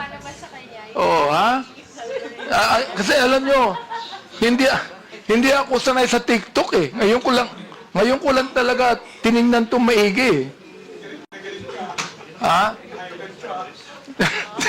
Hindi. Ayan, tulad yan. How do you call this? Is that not pornography right there? Hindi naman, sexy lang eh. Sexy lang? Sexy lang. Sexy lang. Hindi. There's nothing left in the imagination dito eh. Meron naman. Wala na. Once you like a certain Yes. content. Mugawa siya. Pero I'd like to ask my colleagues if they're agreeing with me or they're agreeing with TikTok. Anyway, Mr. Chair, I'm so glad that you will be working with us on that, no? But we would like to please now tell TikTok, I think that they would be more decent in what they're trying to portray, no? Understand, Mr. Chair. Thank you very Maraming much. salamat. Boses, no?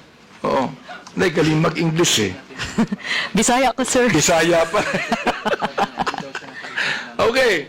Now, another thing is this. I'd like to ask questions to MJ Kiambao, Miss Mary Jane Kiambao Reyes. Yes, sir. Yes, You Your made Honor. a statement when you were giving your statement that you base your blog on the truth, no? And that you are actually not biased. You are not pro Duterte, you are not pro Marcos. You said that, am I right? Your Honor, yes, sir. Although I also said in that same statement that yes, I can be biased, but I don't go below the belt. But as far as being pro or anti-Marcos and Duterte, I always try to remain objective. Ms. Reyes, Yes, sir. I am Yes, the Your Honor. chairman of the Committee on Human Rights. Yes, Your Honor.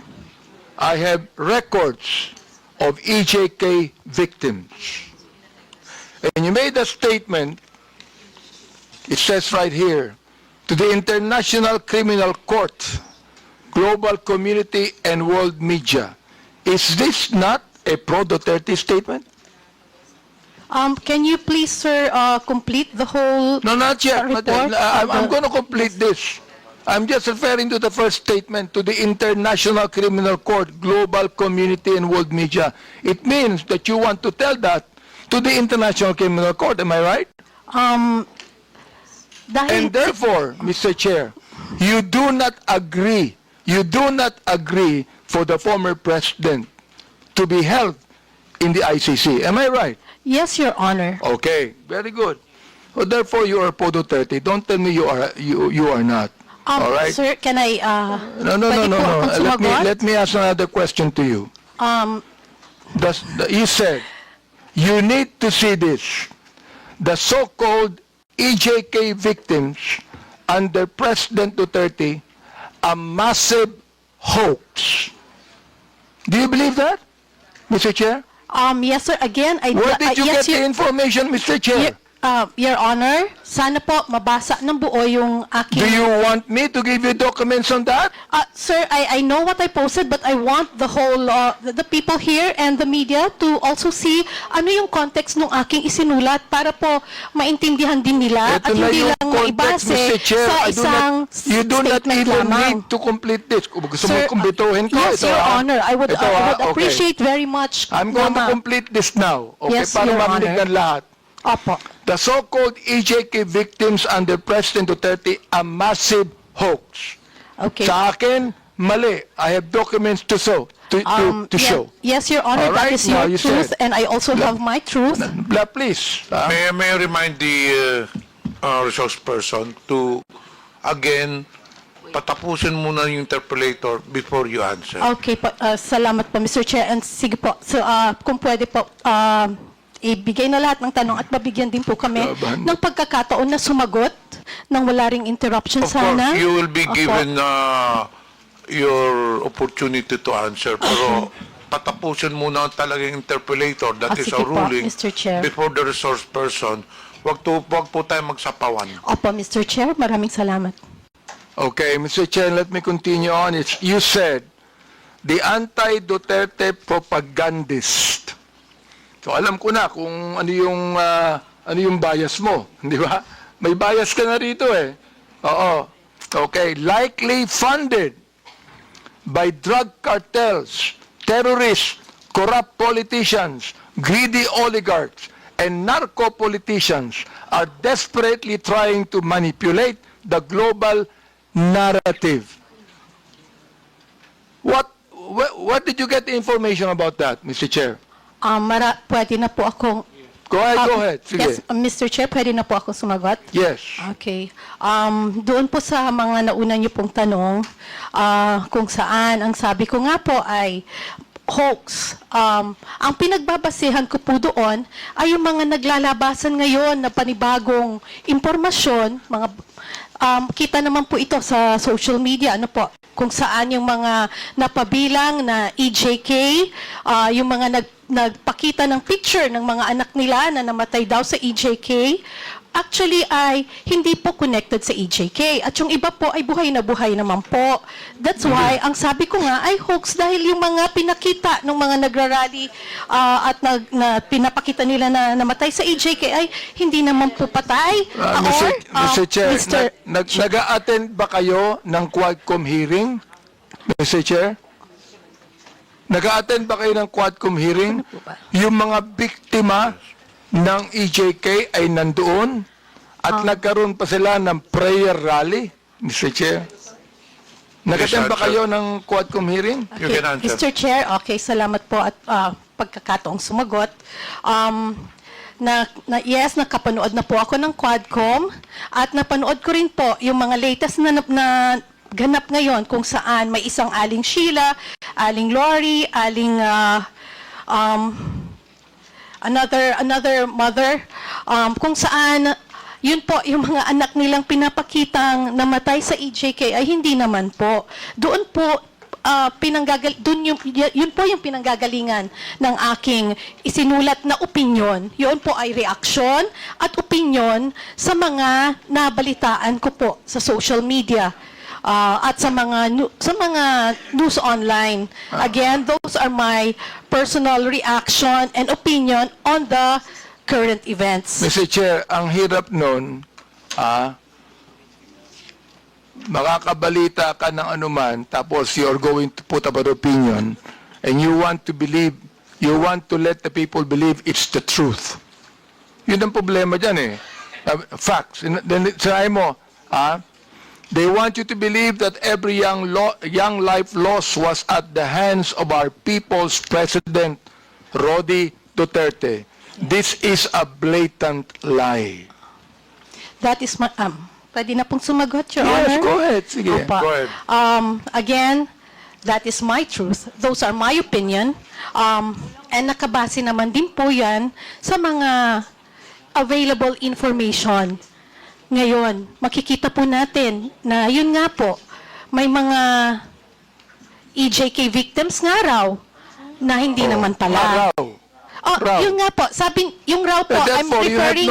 you have no right to say it's a massive hoax. Mr. Chairman, with the indulgence of Chairman. Yes, Mr. Ma'am, Congressman yung Paduano. sinasabi mong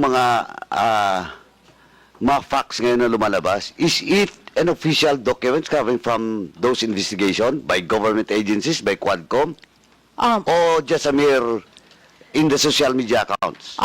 Sir, Your Honor, if I'm not mistaken, nasa newspaper na rin po yan. Sandali But of course, nauna... Sandali. Nasa newspaper. Pero ang tinatanong ko po, anong source ng newspaper? Is it an official document or findings of the Human Rights Commission? Absolutely, ma'am, Yes, madam, Your Honor. absolutely not. Because during our hearing, the Quadcom, all those victims, yung mga families na nandun, was confirmed by Human Rights Commission. Okay, Your Honor. In fact, we have all the list. Your Honor, can I also answer now, kung pwede po? Okay. Lumabas po na may mga kapatid, yung mga biktima, na sila po mismo ang nagdi-deny doon sa mga ibinabalita ngayon Mr. Chair, Yes. Mr. Chair, I'd like to interject for a while here, while you're answering. Ang binabanggit mo, may nabalitaan ka? May nabalitaan ka? I mean, my goodness, if you would like to be a resource person here in this committee, kinakailangan, meron kang basis, meron kang tunay na basis, meron kang dokumento na masasabi. Sapagkat, Luka, ang Commission on Human Rights, for example, nag-imbestiga ng EJK at maraming nakita. Kami, in my Committee of Human Rights, marami kaming nakita. Oo. Samantalang ikaw, sinasabi mo, massive hoax ito. Wag naman, Mr. Chair. Gusto kong maniwala sa statement mo kanina. Pero ngayon, Itong statement na ito, hindi na maganda eh. O, nagsabi ka pa ng facts. Some of these so-called victims died years before or after Duterte's presidency. Where'd you get the information? Nasa balita po, Your Honor. Yung iba po ay namatay ngayong last year lang po, Madam, 2024. Mr. Chairman, Opo.